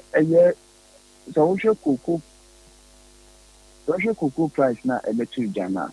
I dear even here a was in Lisa Pan and said, a balance of boss Obama 70%. That's 70% now or yet or the Bemano. Absolutely, or the 70% number and answer on farm, and answer on farm. 70% no the island or the amount. Number 2. So which minister no crata no statement na okenka na or can say a bona a year 2014 no a represented a year 62.58% from a year a bona a dema year from 3,100 in 2024 no because a no a year no cre and answer a year no cre. So if say a no so no a year no cre there, then what it means in say Eye as someone or man penny can ye any bosheno, a no credit. Then again, I was so woman say ye 3 baby, and I day, Yababa the blue baby. And he found ye 3 by it. I am nanu yam, and nanu yam. Not a ye cocoa buono. A year empty abanity umunya no. I have 4,850. That is almost FOB now. Moyede, Omunya, 4,850. And no more, you know, I have 3,100. 3,100. That 3,100 and a signify 63,000. A signify 63.9%.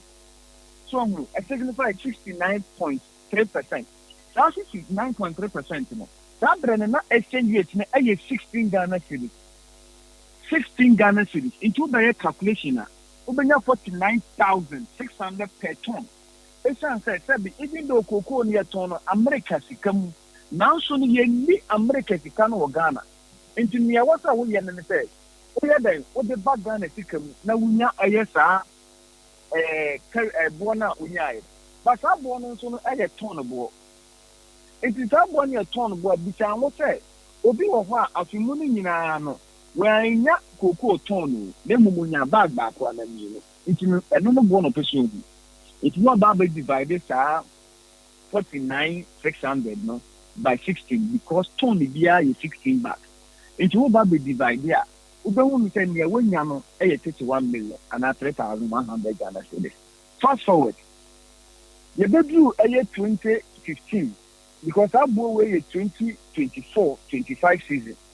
You better do a year 2025 from March, April, April, and I who say, I am sick and I want the day 80.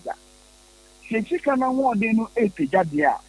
Not a bonus society. A bonus society in respect of say, that's $3,100 now. You didn't my entity time now. And now say cocoa season in query yankino. That a bonus the day. Yet turn. It is that 1 year turn there. I did back on our sister, which is exchange rate because if you are not, so far America can back what we near Ghana really do in Fairview. The year we near it do any a trip for Kakra. That is a 10.2 a year 5. It is a Bremen. So you bought the more cocoa pianino a year calculation now. Kabodi cocoa pianini carton, a so better about 32,775 Ghana cedis. Over Bechebu 16 bags as well. Obenya a year 1,986. You move something tell the chairman penny say henna on charge because Kuku can sway them at it. It is Sadia. SOMPA FM. Be a better as at that time. I was see a shisha. I have a difference near them. As also. It is from that time, they are subsidized it and now I support to cook you. I support to cook you with a year. Slight difference of which will be 1,114 Ghana cedis because they offer 1,986. Difference of we have also a year 1,114 Ghana cedis. The cheer and not from a year April, about BC July. Yeah, then the two a year cocoa season, and no any boy either in each year. It's in the price we buy, you know. What was there a year NPP for the minority and making argument say. The NDC and then they say what to cocoa to move 4.2%. One say I know they mean 4 points. Oh, what to 4.2% because also now a year 31 million and I will get a year 32. What was that? Minia Jerome and come on uni dinano. A year an explanation to a year the ababetuja in terms of a year producer price mudiaba for the new cocoa season yeah Remy. But you should also know say wa brana mu bo aprono mu ka kire twani ni say a ya dia cocoa producer price no mu de be mo 6,000 cedis per bag per 64 kg bag and that is not happening. I don't think they for the bofu no. Me can't say for the bofu. Me going to the end, sorry, but it's the reality. Please hold on. What is the reality? Now, we campaign. One can try cocoa for the 6,000 cities. You see, don't worry about that because me, the Jerome you are talking to, I am not over here. I shy or run away from issue. So don't stretch yourself. Hold on, we are coming there. You see. Let me take you on. You said it is the reality. And that is why I want you to say. And now I want to put you on the spot. If you are saying that it is the reality, Mr. Host or journalist, tell me the realistic price on the international market as against the exchange rate and let Krienina Otieno know your realistic price. FM. But I'm not obliged to answer questions right here. You don't ask me questions. So if I don't ask you questions, then don't say something that is wrong. Don't misinform. But what I'm putting across, Jerome. Please hold on. I will come to your question, but don't say it is a reality. That is falsehood. That is falsehood because may subject you to. But Jerome, if that is falsehood because may subject you to. But Jerome, if you want to be fair to me, maybe if you want to be fair to me, Jerome. That you said. Okay, that's very well. I will not run away from it. So you two take responsibility for what you are saying. Because you are saying reality. So what is the reality? The reality I'm putting across is you had promised the ordinary cocoa farmer 6,000 Ghana cedis per bag. So we have come to know that you are not talking about any reality. You are being tentative and presumptuous. So you are fair on Twitter. Again, let's say in 2024, some individuals, top officials in NDC, specifically Ora Tofosa, and Ora and Kupuku, at a price of 6,000. And what no problem about that. After that time, me working at Cocoa Board now. I know that we don't determine prices using spot price. However, because of say a year forward sales in Kingdom, yet the year you use that projected price, all right, on average for a period, any day.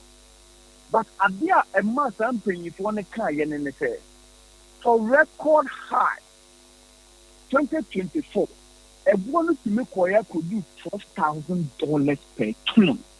$12,000 per ton.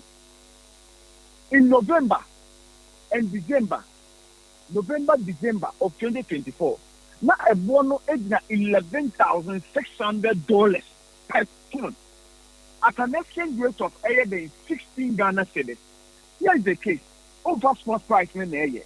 But when you passionate about Kuenino, when you're passionate about Kuenina, even though a yes sports price the other year, my name cafe Eddie Camper Kuenino, my mama and FOB.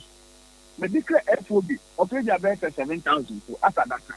Then me make Kuenino, me cast my make Kuenino to even 5,000. Okay. And I say even 4,000. And I say even 4,000 out of it. Now me for your calculation, if I'm a year Kuenino. That is what the reasonable person after that time was talking about. The same thing, and then say 7,500 and after 7,002 ne ehon kita. The price na de batching na apa could do by say $15,000 per ton. So be any reasonable person on the street. And like I say, yes, even though on the average in our year, but because of where the price is making, more just and that's a new review. Obviously, the person hasn't edged on carbon because ISR factors now did determine the price of cocoa no, and support it. But today as we speak, the major factors they determine cocoa. Price on the international market, any exchange rate. No. Mr. Being realistic, tell me if realistically it supports. No, you see, the argument. Listen, you are not, Jerome. You are not getting the conversation. The argument I'm trying to listen. The argument I'm trying to advance is that, for me, this was your campaign promise. Say, Muba. And the explanation you have given me very well, because 7,200. I want to walk you through what you have given me. Let me correct you. It was not NDC campaign promise. Go and check our manifesto if this was said. But I've told you, say, senior members of my party said these things. I have accepted it. But in NDC manifesto, point to a page. But you can point to so 70% of FOB. I have admitted that my dear to me, but we shouldn't misquote and we shouldn't talk about issues that existing. No.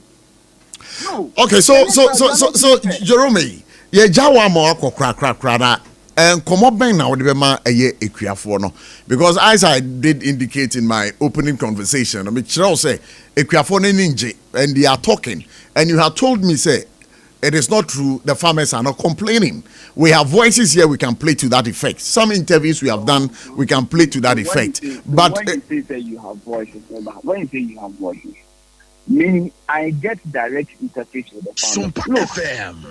Look, but SRC ni se ni de sabi koko eni de cha yetunuma sanka ye to koko no 1 billion eya per bag ni pa.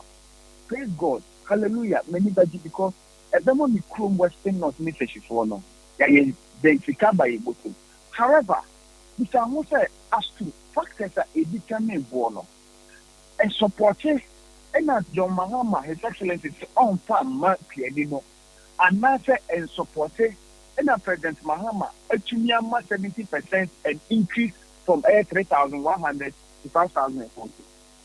So these are the basic questions. What's in your day?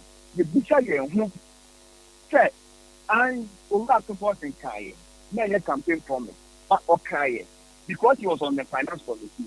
I already Kupuku Kaye, because he was a ranking on air agriculture, food and food. Okaye. But Abrema Okanya, this I want to say, not Papa Nina so a thing. Papa Nina so a new one exchange rate, you know, should be near 16 cities. Which I want to say, not a no credit and not a no credit, not a no credit. Number two, not a one, I was so record high. If you be not implicate a year 12,000, if you be 11,600, and it's our finally even on the average. Find it even on the average. Now, I say, may make in the crumple on the average. And you have 12,000, you 11,000, then we may declare 9,000. Out of the 9,000 in the crumple, in the crumple, may mano 60%, and the money is 65% crumple now. You are talking about maybe $5,000 per ton. After that time, being a year in the share. And you know, say, in common man pay you for need, you know. Never be so, and I said that, but enough. That average FOB now will declare 7,200 and not a war ministry statement. you ask yourself, say, the import or the 7,000 tuning now for Macrini.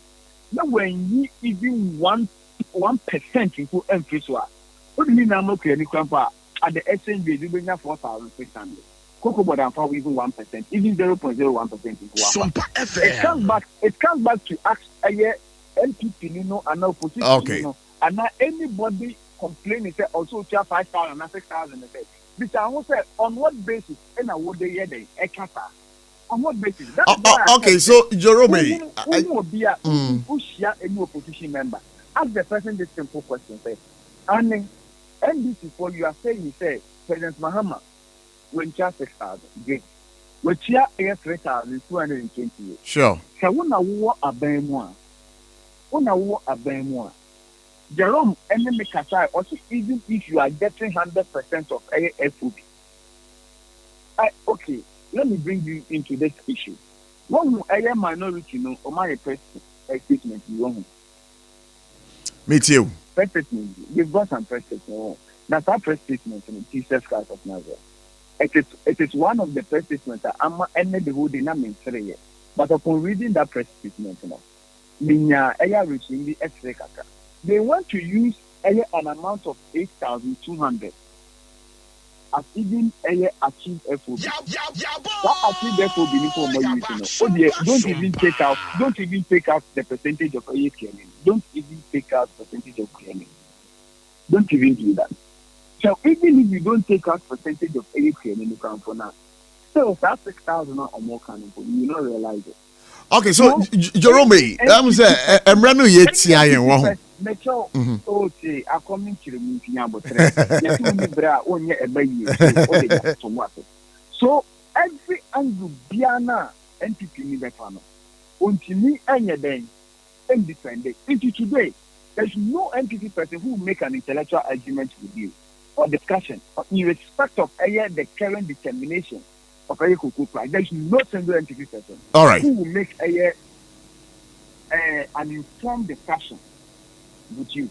But Jerome, that be not be fear how me di nkomo because nkomo me depa. There are other issues we oha me person ye di hu nkomo. The three other issues because man can't because this three but 330 fertilizer nimpu yenta na no make ni sika no ya bon ban because menya ntia say Jerome menya ntia say aye MPP aban edi 330,000 tons of cocoa bi akwakosi awa at a price of $2,600 instead of 7,200. I don't know yet. 333,767. Okay. So, which means you say, 2023, 2024, season. Yeah, the friend of forecast and a projection. In the car, say, you make me a supply cocoa of about 800,000 metric tons. Okay, that's fine. Now, so because this is country, on the international market, syndication. Yeah. The question is, can you be the baby who say, you me and supply almost 40% or more out of that, can almost 40 something percent. You can supply. If you can supply, no, that be not a money $2,600. Sure. Per ton in the but you call your nimuno, Chifiano. You can supply a can of moody guy. You buy the sumo. Now you cannot supply over there 230,000 metric tons. At 100,000 metric tons. No, you should know, say, you born a nice in $600. And a bobia will international market. Sir, a year 100,000. What's free? A year you projected a year tonnage now will be now. Sure. A year, sir, a team muna at a certain a bona, a baba bedding, and what they create a bonus, and then they train a year you said and all right. So would Jerome, but because on this NPP for explain your month. They don't talk about ASR money way any additional way about the because the issues are varied. Yeah, well, cocoa rose, 21 billion Ghana cedis, and who some so yeah, and we have other issues. After that time, for now, under President Mahama, not all signed contract in Ghana cedis, and they were signing contract in dollars. Jerome, I'm saying a brain tiami facha me, but the empire in common in sea, but then can be one day. Over Befidri Mohana Yatanasi, Unia Namini, Nansam, Muna, Ehubia, no crane Edda. But we want to thank you so much for speaking to us. Jerome,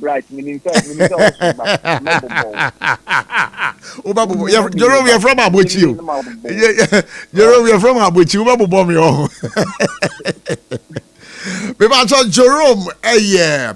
The PRO of Cocoa Board now to say no AD and Como. Shamsuddin at say. Minya mejoso. Me ma kwaba. Ba ma kwaba bankran. Shamsuddin Ali. Professor Abochi. Kobla Abochi. Catch detect for say professor. Oh, me ma catch up say AKA. No, I've told them it's AKA. No, but don't raise any concern here. Already we've sorted out. Listen, let me tell you something. No, let me say.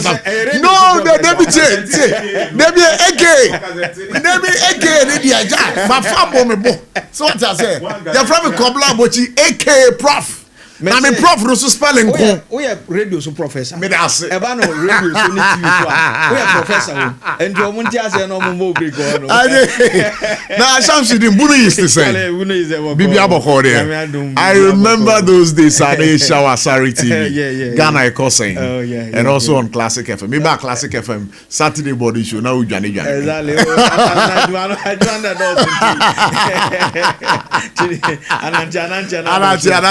Now what be people on cry? Oh, Sarfo. Yes. Yes, you had the also have a PM. And now many I'm a summer bruni or say it is possible. So it is possible for me over here. Bono is for 2 years. That's good. Yeah. Ghana. Sure. Oh, sign make you proud. Sure. Because if for nothing, a honor free. Yeah. And one antimuana. Udiabe PM. It is something yana yo bono each yeah proud of adwuma pa wo ye edeboa Ghana man timpa bono say woni station ni nyina nya mempeja mo na monko mpempenso a ebedru bedipa ama obia abomu nyina mo abaso yada say welcome to Accra but amasama bro ni say chale bi hu acho ba fu brutal we are solid why amasama ho nyina de ja we ho oh then hype na koko hu nsam ya aba beto dwai wutie dwuro ma wo chirechirim say ade we enye campaign promise even though one mention at 247 and some people are on the council assembly even on the floor of parliament so mo ba koko no o mo because 6,000 Ghana cedis per bag no say the omo dwane afri ho I don't know the ababeto dwane nkyeremu na wo mo de ma no amasama broni say na wote ase eto asumuma party na mechia watiefo any wahwefo because they say streaming wa wo hwa atade a me share dia Alaji Dr. Mahmoud Bamia check doctor it is possible it is possible now it is possible now 41.7 is it 75 or 78%? That is why we say it is possible. Everything is possible Musa Kebio.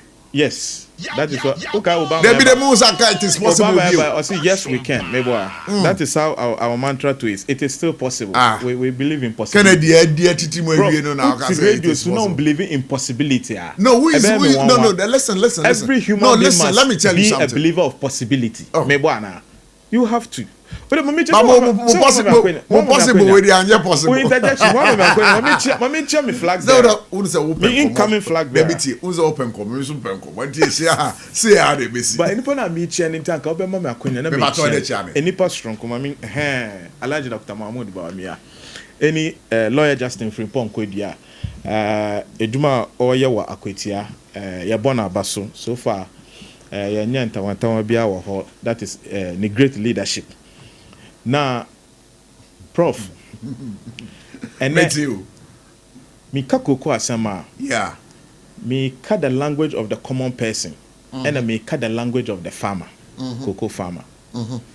Uka FOB, uka spot on price, uka BB price ni na no enkosiaga. Cocoa farmer no dey onim dis ani na. Na omo opposition no. Now there was nothing like per bag no moka. It's as simple as that. It is a overpower after wire propaganda we know abenya to me. SOMPA FM. See now who explaining nyama and there are other factors, there are other variables. Ni na ye brofo kasa. Tama na o catch cocoa farmers a wako monte campaign platform o catch cocoa farmers say. Na na do aban ni trimu odi and we sisi omo no omo endi ni ye kra no. Na we refi say other variables e wo ho. Na we refi say other factors e wo ho. I'm surprised that we interview PRO no. Or say enka omo manifesto ho. So I was sitting here laughing and said this is an invasive way of small Edwane afa. Say ankanya ato force in kokaya no. And anka very derogatory and very harming to my party. Though enka campaign was anka mo be issue with disclaimer. So the facts am wajatum say but he later conceded say Majatum. It shows say munim say eben enyo to electoral fortunes are musiki say mu gain. Coco's areas, growing areas no. The only campaign they were doing with was the pricing.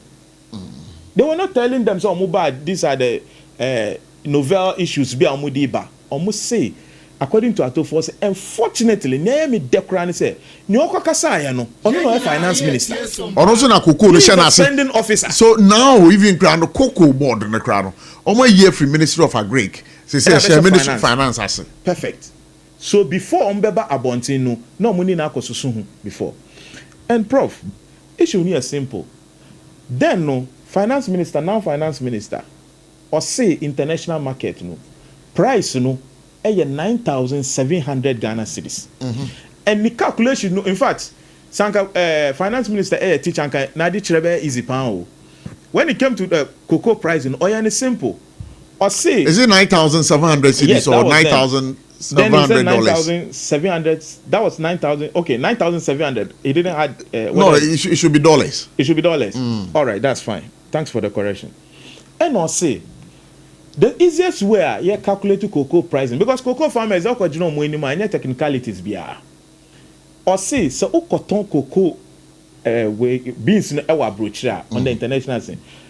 Ni fanti kasa mu ewo there government no enchemu ebaasa ana anya sa na mo kan skimi fumo na mo aka kire me ewo there onchemu ebaasa SOMPA FM aban efa kro na odi ebien ama cocoa farmer e no mi fanti ni nya mo yeah so that's what it is. So in that you know na 9,700 dollars per ton. You know, so much miensa. Now I $3,100 per ton. Ejina content grow. And the two no there. No, farmer. Yeah, that's so fine. It's a simple mass. And maybe say before CEO Dr. Randabi Eddie Price we be to Jano. Only Nikasa, did he apply this division into three parts? Did he apply that? If he applied that, but me share. Because per the calculations that I've also done, no, so Usha the Usha Ina 4,600 per bag in Ghana cities. Say Omuka say Omodi their friend is saying dear Omanyano Eddie a make for now. Omodi Nina make for now. About 4,600 Ghana cities per a bag. But as we speak now, no bag no 3,228. So meaning that there's a difference of 1,300 Ghana cedis per bag. So me, I said, I'm okay. Me make a common man's language. Okay. Your kind say, I buy more mukra. Meaning government could have given them more, according to Ato Force in then. No. Or say I buy more mukra. So I buy can say what the aye ni nyina kra e ka koku ekua for no ho a anka even almost price now more kasanka more the more with when some of them said it on the campaign platform anka still crank enko. So but you should know, say the Oma no. Prof, don't speak for them. No, I'm not speaking for them, but I'm only carrying out a uncommon way. I've not introduced my view. I'm only using their own words. Okay, that's fine. I'm only using. I've not said anything yet. Wait you. Because finance minister said in common army. I was saying divide the prices into 3. Government in Fabaku, not for me in cocoa farmers. And I say government are more mukra as I then no. Na enya 6,000 Ghana cedis. Near cocoa farmers na expecting say at least se untimi more mukra no prof. At least we there for almost 6,000 more.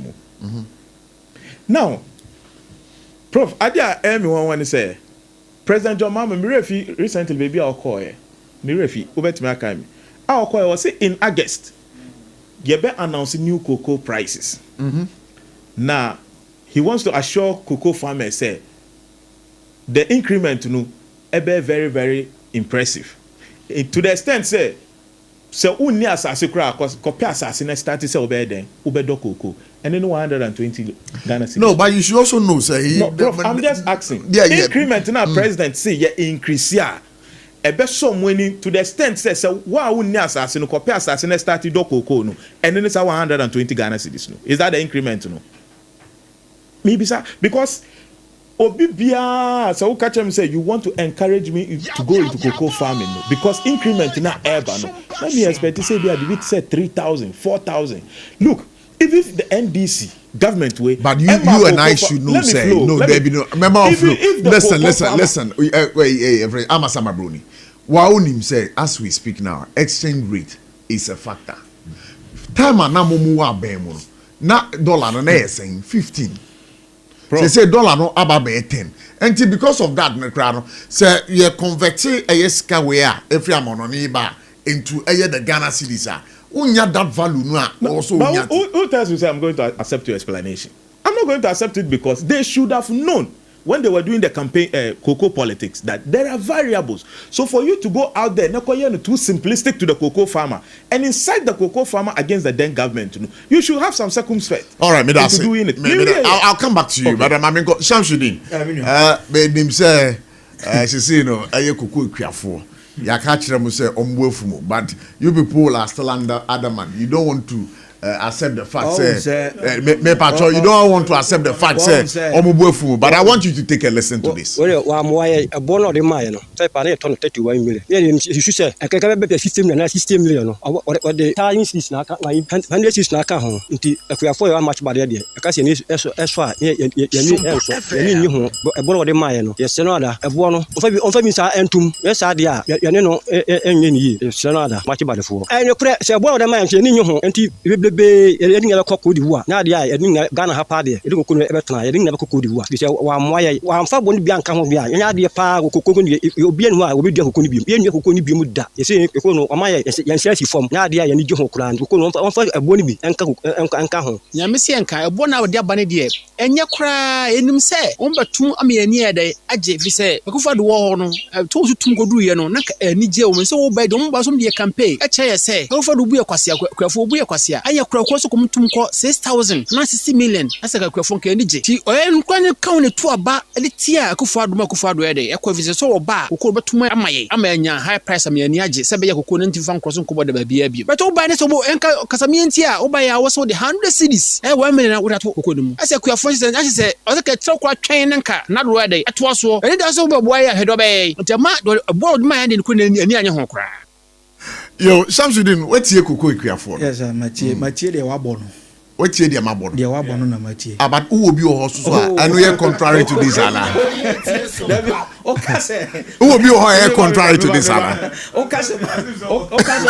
If you're not from you, Shamsuddin, yet you. You see, Nanka, oh, yeah, also their own Tessa. Oh, yeah, diabolic kakra. Me. Also their own Tessa. Now, Saoka Casa NDC for promise. Cuckoo for say. Oh, no, but it was not a promise. Now, until one can, Moon Company Bianca. Meba. One can. You didn't say this on the complaint. A promise. I am telling you that it was not a promise. So what was it? When you promise something, yes, you are talking about something that you have put in your manifesto, and you have made a pledge, maybe to Ghanaians. So this was not a promise, and that is a blueprint. Shamsu. So this was not a promise. What is the promise in our manifesto? Maybe what is the promise in our manifesto? The promise in the manifesto is to the effect that the price will be set at 70%. The FOB value will be set at 70%, which is $7,200. That is it. That is the promise. Obi Kasawa platform so TNE. We always make those analysis, and you can't say as a politician, in fact the prevailing factor and make analysis. Then you are telling me you are not doing politics. Why prevailing factor is what? As at that time, $9,700. And I can say, Sabanu Chema, Pedia, what kind of person with the what sure. That's about 6,000. 6,000 something. Yeah. What is the prevailing your friends prices here? 7,200. Chemu miensa. Uchemu miensa ebe saying. About 2,400. Okay. Famienu Emma farmers no ebe saying. 4,000. 4,000 saying. 800. Fatwo. $4,800. Multiply $4,800. By 10.25. Ubenya saying. Me va to calculation no mami. Ubenya saying. Munya calculation no mami. Then you multiply $6,200 by 16. Oh, it is 15. Okay, oh, they're 15 po. Ubenya saying. You understand? It is politics we are doing. And to why ye me pa why ye and to say na unya even why calculation say na unya even as at the prevailing price. Say see here me no ka say. If you do the mathematics, yeah. What would say? Amanyo se maye no. Edu ba bia amoma en kan no kore kakra. You understand? But they can kontompo. MPP4 trying to portray say we said the same cocoa akuafo, ye buy ye beton cocoa 1 bag 6,000. But Samsu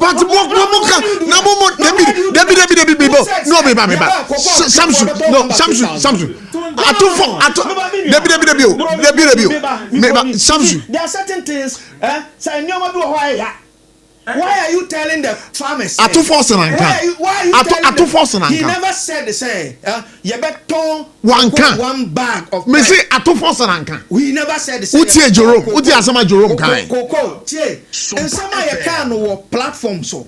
You understand? But when you say something na mu kan ye me ba to say na mu kan no when you say Ghana ni bi jina so de to abama it was not to say on can say your producers are here. They can research and tell you say yes say you buy a beton cocoa 1 bag of cocoa ama your friend say cocoa farmer 6,000.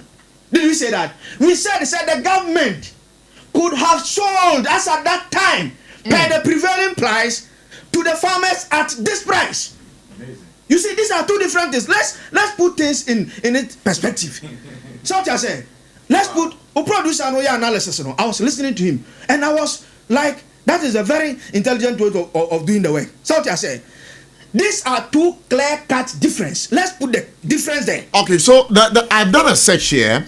The search says that the NDC during the 2024 election campaign pledged to increase the cocoa producer price to 6,000 per 64 kg per bag. Atu Forsen, he said this. During your campaigning, he said this. Yeah. 6,065 million. I just want us to put the thing very clear here. So what I say, sa analysis now no Bature. Analysis now at that time no. He was looking at the current price of cocoa per dollars. So what I say. Okay. And I walk say looking at that price no. Sa buy no mpokra no epese wo chem miensa obetima chem miensa na nka wo di mienu ayeden ama akuafo no. So what I say. And no is not to say yeah ba cocoa price and whatever greater ewo bia no ye beche mienu na ye beche miensa na edi mienu amamo. Now if you come to that 10 o calculate your friend saying 7,200. Yes. O divided by miensa o benya 2,400. 2,400 no by 2 about 4,800. Sure. 4,800 times o multiply by an exchange rate no 10.25. 10.5. I say 10.5. 10.5. What is so 10.5. About 48,240. 48,240. Now take that price. 9,700. O divided by miensa. Ubenya 3,233. So what I said. O multiply by mienua. Ubenya 6,466. 6,466 no. O multiply 6,466 by that time 15. Ebe saying 97,000. So you compare 40,800, 40,200 what do you call it? 40 to 48,000 but Samsudin to 97,000. No, I like the analysis that you are making. Yes. So what I say now, subtract the 48,240 from the 3,223. Ubenya saying subtract. With the mass lectures. Ubenya saying 3,228. So what I say? Masa, by that 48,000 yes. But it's good. It's good. 48,000 your friend is saying 240 minus 32,200 3,000 sorry 3,208. You get 1,596.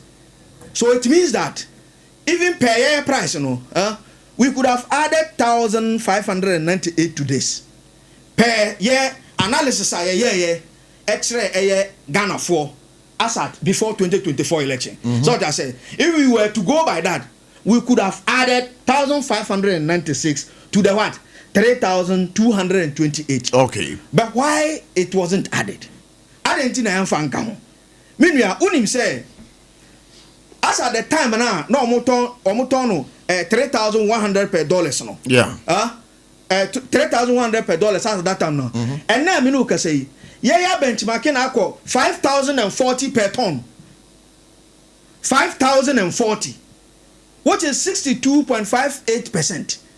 So what I say, when you look at the exchange rate and then baby away, Sikano above them. So what I say, look. Saban we kura enya ban a obe Ghana for and go munya sa 3,228 kura. Yes. FM. I am telling you. And Kenya ban no I so prudent in managing the economy and making sure say the cocoa sector will stand, and for that matter the cocoa farmer will know say abaya obe no ho aba no and ka munya 3,228. And it sounds to simple question because how mathematics we are why nyina ngungunai. Obaye dan na koko da you can ngungran me no nya je so make kan ngungran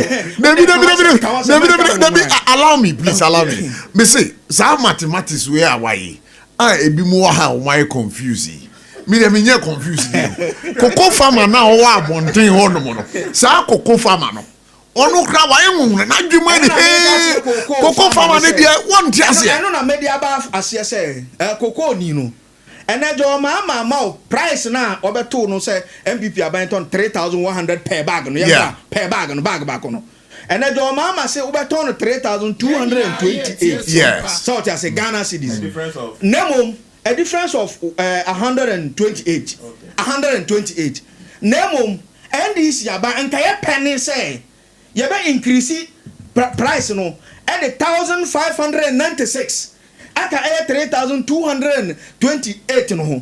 Ama koko akwani no anya 4,000 what do you call it 4,600. So what I say nemom ene ya nyina be ya bin say Ghana ya dollar no sika sem na de dollar no ya boy money ama atwe dollar na ama na de aba fam ene wokọ oman so a koko no sane e free ha e ko ton no the price na ya benchmark ya turn wa manone no say ye de compare the MPP aban e turn no e de be ma kuani na nka kuani ni nya 3228 no nka so beti and His Excellency John Dramani Mahama also we year free your friend saying we year free agric ministry or they call finance ministry. They call finance ministry. Sure.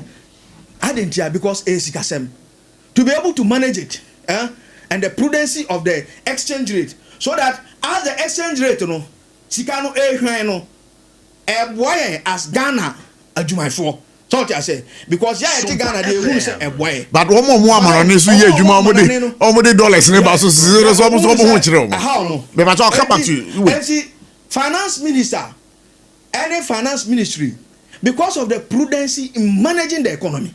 I don't think yes, and making sure because send a bear anchor, and Calberti say be on by the declare price and Quebec even below 3,100. It will be hell. So let's not do that. Let's not paint the picture. Say Shamsuddin Ali. Thank you so much. Maminko Amasama Bruni. You go explain to ya baby. Let me go say University of Ghana lecture hall. But what he was saying. No, listen. Listen. Because of certain comments you make, that draws me into interject. So what I said, University of Ghana.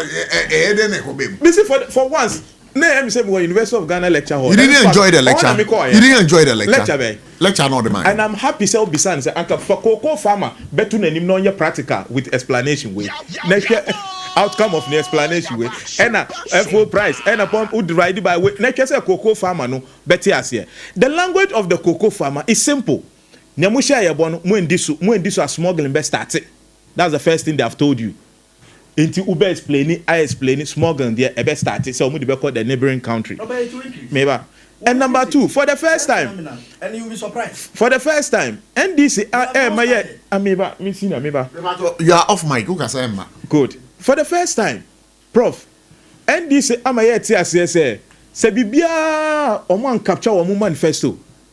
Men take it, Sadianas, Cyclos and say, omu policy. Is that it? Then there are a lot of things that I believe some standing based on this, that there are a lot of things NDC will get away with. Say you conform manifesto na ye when him nyama mo ka tie MPP ana any manifesto cocoa price na 24 say ka na ka MPP manifesto increment na ka MPP manifesto yet you campaign with it na say prof if I'm going to go by their logic say dollar no enemo ayedin and intinama what it means is that if the dollar further gains strength the city further gains strength against the dollar. What the NDC catch the cocoa farmer and say, then they should even expect further reduction in future pricing. According to their logic, because they say a dollar needs to say, and I'll calculate here and 9,000.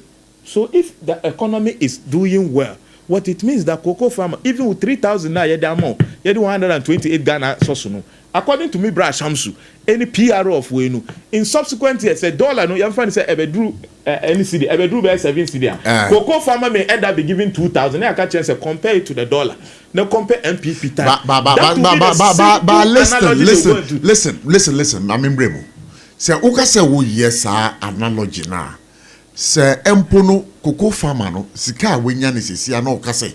Okay, or the kujaman so akope iron rods atwa. Iron rods boa aba from essence dollar no aye intino this can value be wom you don't feel that entisara me my argument here is simple ni atu force akenu na me di edumo enye de wo ka cocoa farmer be send me message say ni krakra ni say na almost 6,000 no wa hen is question mo bisa almost 6,000 Ghana e wa hen so that's the politics you want to do. But you did politics with something, you achieve electoral fortunes out of it. You are telling me to come and sit here and preach and do a sermon. I didn't come here as Sheikh Kamal. Prof, move frame as Sheikh Kamal Wahana. You called me at the somebody sends in a message here on Facebook. Says, watching you live from Basildom, UK. The politics played around cocoa prices has been the cause of the ongoing uproar in Ghana. Greetings to the National Women's Organizer of the New Patriotic Party and Nana K, incoming National organizer. That is what he says. The other, I'm having some challenge here. The other messages I'll be reading to you, but I had wanted to read that particular message because you see, almost say Charlie, Kuku, no more Kuku politics. See, maybe who flow, maybe just 2-3 minutes to end. I mean, Cocoa politics, no. I feel I change gear.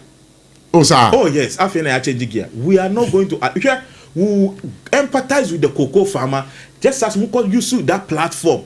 Ekasa eto mu trim no mu boss ejusuma mu no me say mu kra mu ma cocoa farmers wey 6,000 francs still mo tisi omo because finance minister ato forcing original ho as candidate no or any campaign no or see ya more mu kra meaning it could have even been more than that in tree ekasa ya more kra it shouldn't have been less than 6,000 Ghana enti cocoa farmers amutie Minister mo station more affiliate in other regions, and I know there are catchment areas.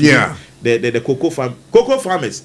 I'm happy. My voices yetie, and then the politicians, and this is communicated very better now. Almost say, you know, more expect to know more the 128 Ghana cities now so na more that down more. That is. But let me read this message also from Facebook. Masaud Kumasi Bantuma says that. Empty barrel makes the most noise. NDC has PhD in propaganda, lies, and deceit. The cocoa farmers deserve the reset price they have got. In the run-up to the 2024 election, we won them, but they didn't listen. Regards to former KMA boss Honorable Sampine. Rahim Rankit says that, good evening, Prof, for the great and wonderful work you are doing. The entire nation is locked down here.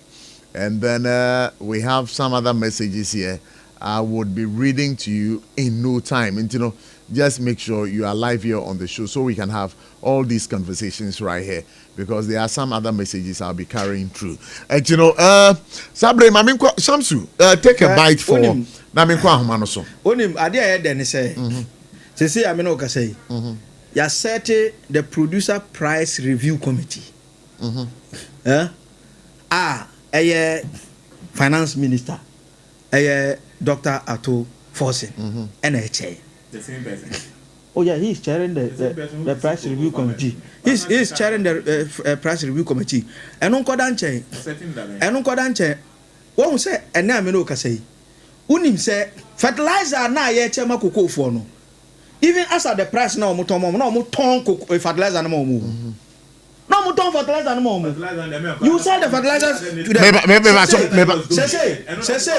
We have reintroduced. Yes, but if it is donated, thank you so much. And the Chamekwa Maroso number mobile phrases so 0260-196064 0260-196065. Me pacho Mamekwa Maroso namine. For ND and Como SOMPA 106.5 FM for God and country.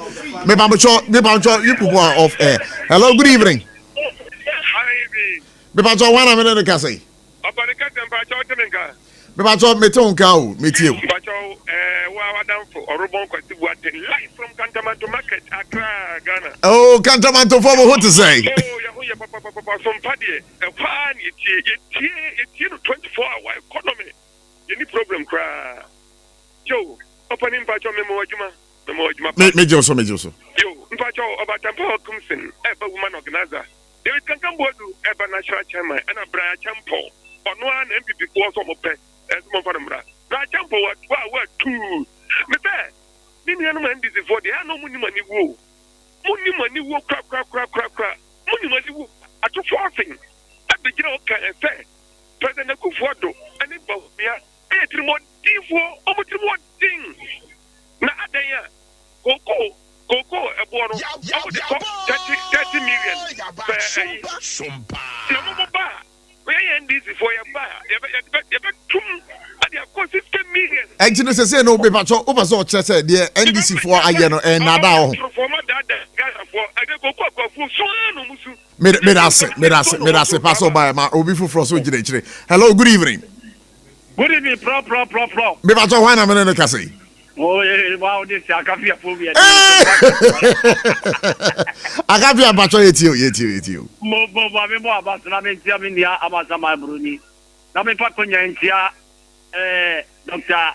Grant Echampo, incoming, Pragbella MPP. Just to call the answer of Petiana Sapia, and I can come with you. And I communication, this time communication, you have to solve and the Abrewa or Kakwe South, and Samoa Montabaman. Bro, also only. Pierre Rone Casaro. What was it? I don't know. Why am I going to never see you? How was it? And then we did other network. And this is the beer or baby or the tip of so money. And draw and contemplate. Oh, Coco, yes, and this new see our old country. The name of pastor or friend of you, I don't know. SOMPA FM. Now, who can't drop? Oh, say, yeah, go, yes, it's you. And then the other now, Becca, and your promise, and then you say, already power. Akafia, Babendasi, a full frigidity. But that's a pass over you. So, hello, good evening. Maybe I don't want to have a cassie. But the family I had a Casapin. A Casapin, maybe I told you. But so, let me say, yeah, it's you. But you could quite say a person can't. The Pacho KBY. Let me say, as you follow ever column, the last seat of this year, there's no time. What you say, the woman saw balance for the 3,000 about. And the farmers, anybody, but the kids see, first of Mama Jaban, a year in source. So did you cook your food in atom? Because already say Ghana said now who 1 bag, only 1 million, 20 issues a month, therefore. What did you come did you all come on to you? Okay, me that's say pass over you ready so. Me va to bet me friend 0260 196064 0260 196065. Hello, good evening. Good evening, Prof. Yeah, me va to one minute can say. We are only after this bell, I think, quite yellow crobble. Yellow crobble, I think, one patrol you. You don't want to see any ring of the shadow. Now, mention the incoming flag bearer.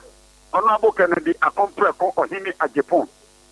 Honor grassroots in our friend. It is possible to be 00 or 30 police stations. And the young one. Now, and this is for a different cocoa. Egg a chemu, a back, a cocoa, a crapper, and cafe. That cocoa, a crapper now. So it is hey, Felisberg, I hear on the Ujina. Hello? Yeah, Felisberg, Beton Kawa. That a crapper now, 2024. Yeah, go to a banner. We are campaign, say move to cocoa bomb 6,000. SOMPA FM. That's your phone and that's what people know. But once it's how. That's your phone now. We are campaign. Say, I could want to 3 million day. Now, was like all 6,000. Marco Quaker and the Mumu Bar. 6,000 and a move a tono. And the Amako Japo. And then the Moody and Church, the Mube, Bass, a cocoa, and Tia. Over 2 more and do 150 cities for and 250 cities. But that's a Yenesi for my no reason. Me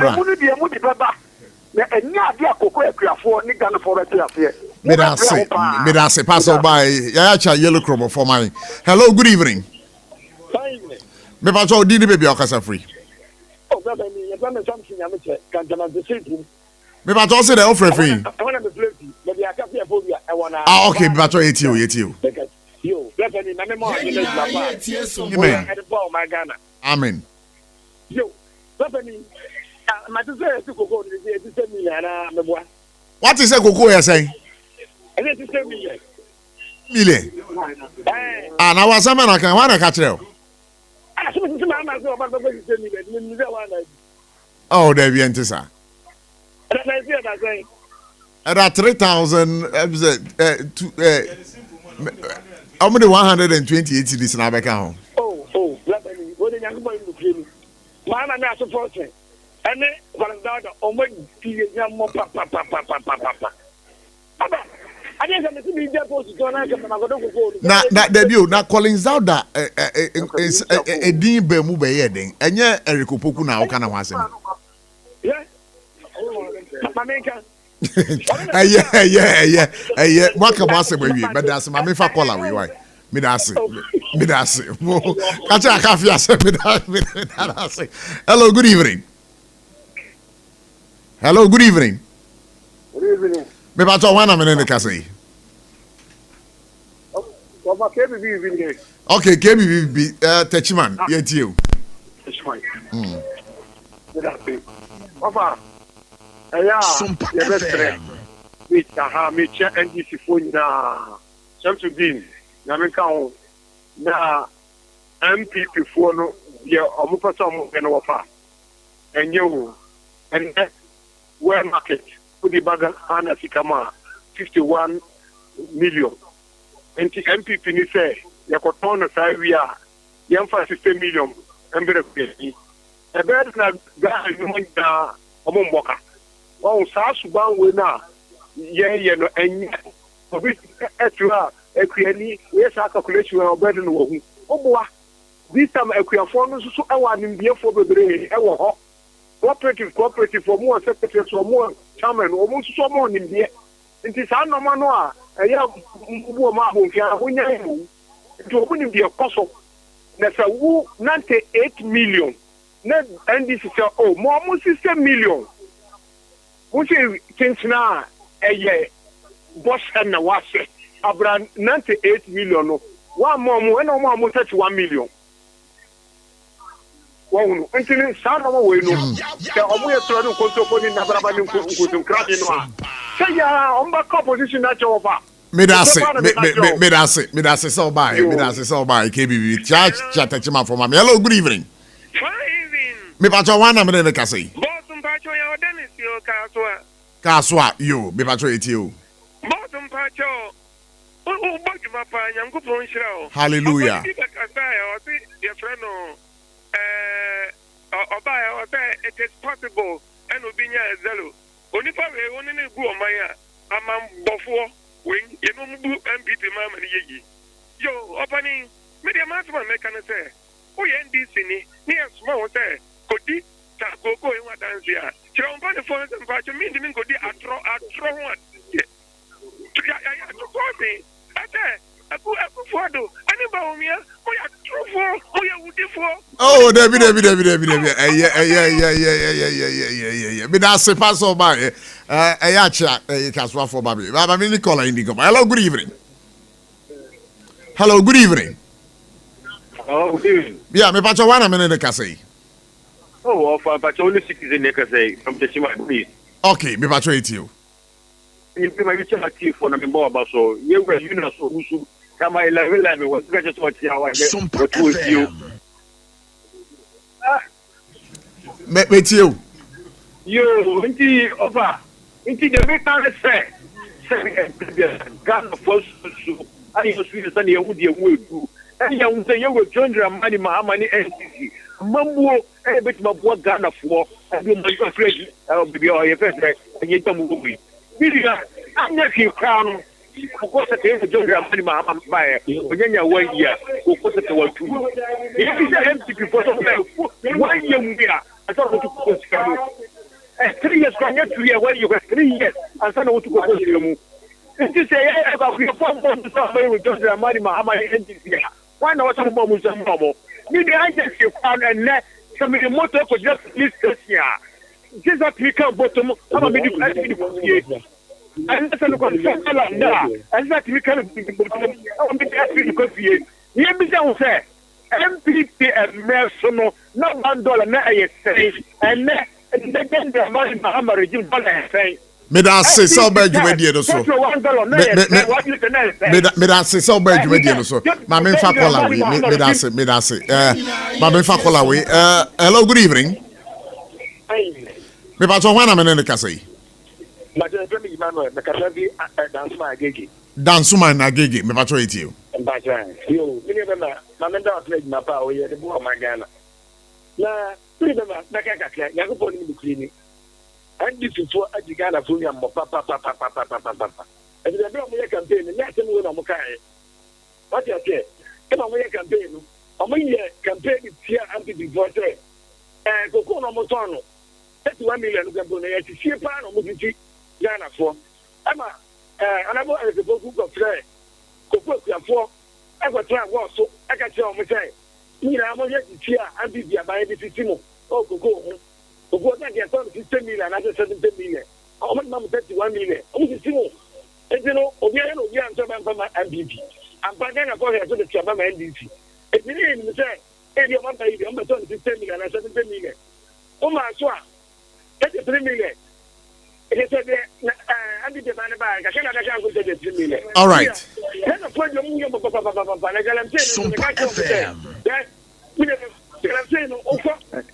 Hello, good evening.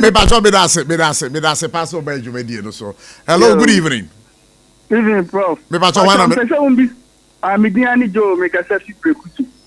Joe Brekusu, yo, yet you. Yes, person be saying this in the market, and car, or mobile na price, no, or more Casa and I who for out of time, no more the call this 1,000 year China, and Casa said, then on Como Bayan. My same be some person. I'm a question, dear. One Casaro, said the Tiro. Maybe some question, with us, pass by. Hello, good evening. I think I've lost him. But I think okay. So let's see. Hello, good evening. Hello, Prof. Apom you, Mbacho. When you? Bacho Auntie Janet, boyfriend. Hey, Auntie Janet, not today.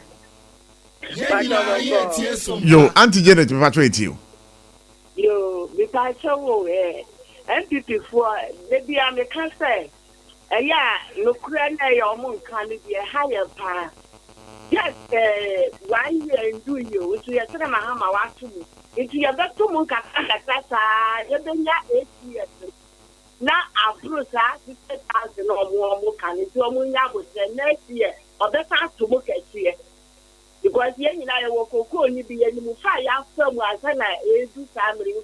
Yo, yes, we are that's a pass over Jumedi, so young for Freddie Beer, and of course, sir, me call Facebooker, Cobensa Pillar 2, as some walk and say, increase of cocoa price is one of NDC's campaign promises.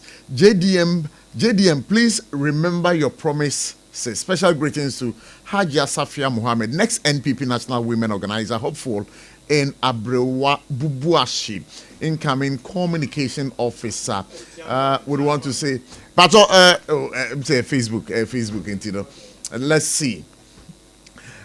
Real top scorer says that my name is Musa Suleiman Ali from Amantimbunu East. Please, the cocoa farmers should also understand that the current price per bag can buy things that the 6,000 could not buy in 2020. Very, very, very simple. That's the message that he is also saying. But I mean, corner me nya de we tell. Na kai bio say pacho anopa de. Utie bi na wenum ehon hyedan ya. Abusua tie ni ye. Mesrew. Tie ni ye. Yards toothpaste and yard toothbrush. I will drum and so a kabapa. Uru chuchu si anopa na enwumre a. Wenum kama. Na mpacho sa wotemen kan de enwumre. Na ubetwetwe si a yards toothpaste. Yard toothbrush nkola ne pe mintene wom ne de we toothpaste bia odi twetwe osia enye be ma boafo no na kai se toothbrush no so ano ye kama be bia be wura be bia yifin bia tempacho teben kan na wakra na ope bia tu aton a 050 161 9588 so o kumase a 050 1390 338 Yard toothpaste, yard toothbrush. Kai say a Lexter Company Limited in Sanwe Juma. Sasuna Electroland Ghana Limited. Abomoding Eddie Electronics. Aye kama pa big jamanso. Me pacho say a Nasco, say a Media, say a Samsung, say a TCL product. Remember a Dini Electroland Ghana Limited. The fridge in our pill, air conditioner our pill, kettle, rice cooker in our pill. Any electronics that you can think about. Where you would have to go to Abukakoto. Electroland. adukudenti a also ko ho ne se okoto a 15% discount ne asa che wache de oto na odukofie na chema to ba ho a ye besa gene asesa ama hwehwe mo techiman omo main Kumasi station mo amo Kumasi mo fa mani kire Kasi Junction Tech Junction and crying a dental barrier Dansuman runabout industrial area be animal complex ne din hwe no mo amo sunyane mankasim Cape Coast Takra Tamale. Remember they have offices everywhere. Call them on 0245 949495 0245 949495. Midima for Herbal Center. Hey, Papa we Dr. Time Daso Yaresa or Yadi Bruta dog. Misu ya solid. Me pacho yare kwanko. Say stroke you'll be away your stroke. Or better ne te usisi ya oya anampono wanya moja broso wakuma no ebo pare upa so fefro nyama ncheda nko yima say mpono eye usisi na ya oya typhoid malaria mpa so bomoding medima for Herbal Center. Dr. Time Daso enen nkasa ebo 0244 774282. Again, read them on 0500 727215. In crying, Uba more Pokwase Maira. So, work Kumasia, the Bwakwa Google, Bian the government school, need share more. Dr. Time Daso, the Lord is our ultimate healer. Makacho se fun where Bejaman so I come upon there. A Techno Spark 40 series. Techno Spark 40 series. Come up, Techno Spark 40 series. A big juma giddy. Phone now you swear to show my wife on idea.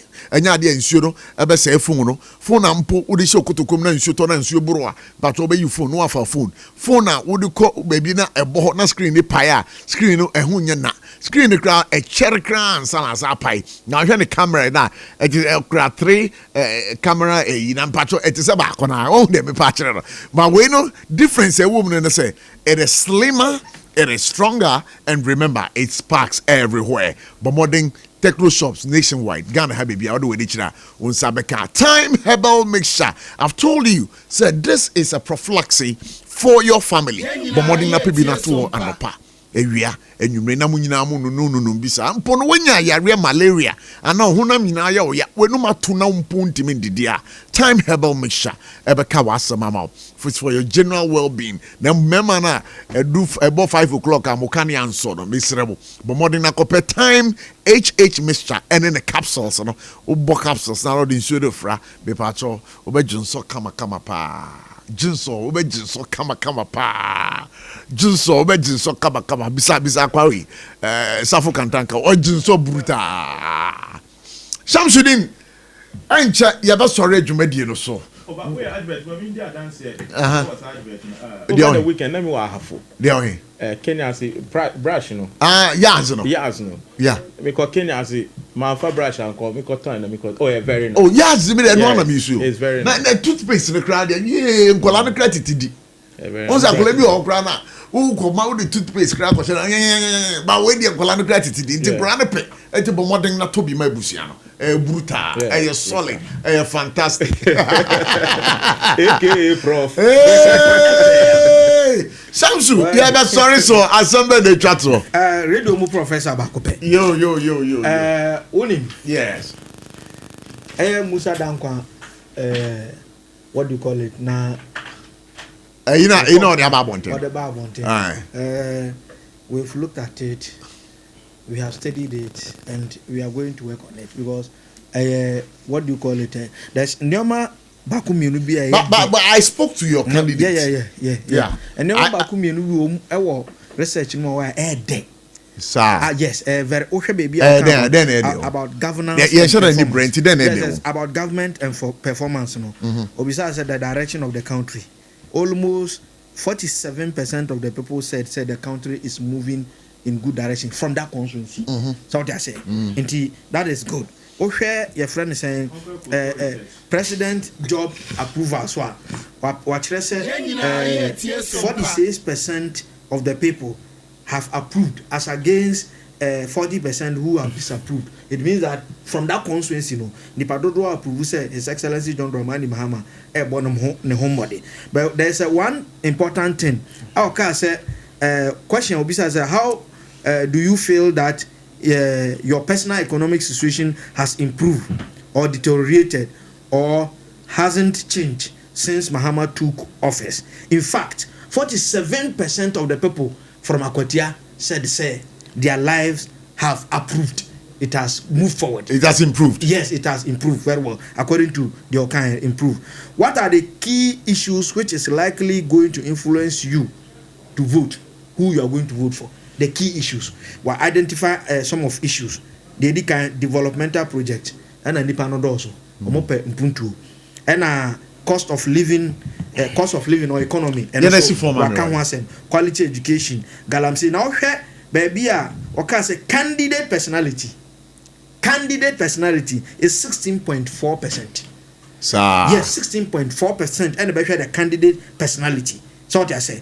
And then the chunk amount of the people, Nipa do donor 57%, 56%, 52%. Do donor has developmental project, cost of living, and then education and art and so. It means that when you look at the previous analysis, how is the country moving forward, and blah blah blah. It means that it means that your candidate in Bernard Bedu is likely to win. All right, so thank you so much. David.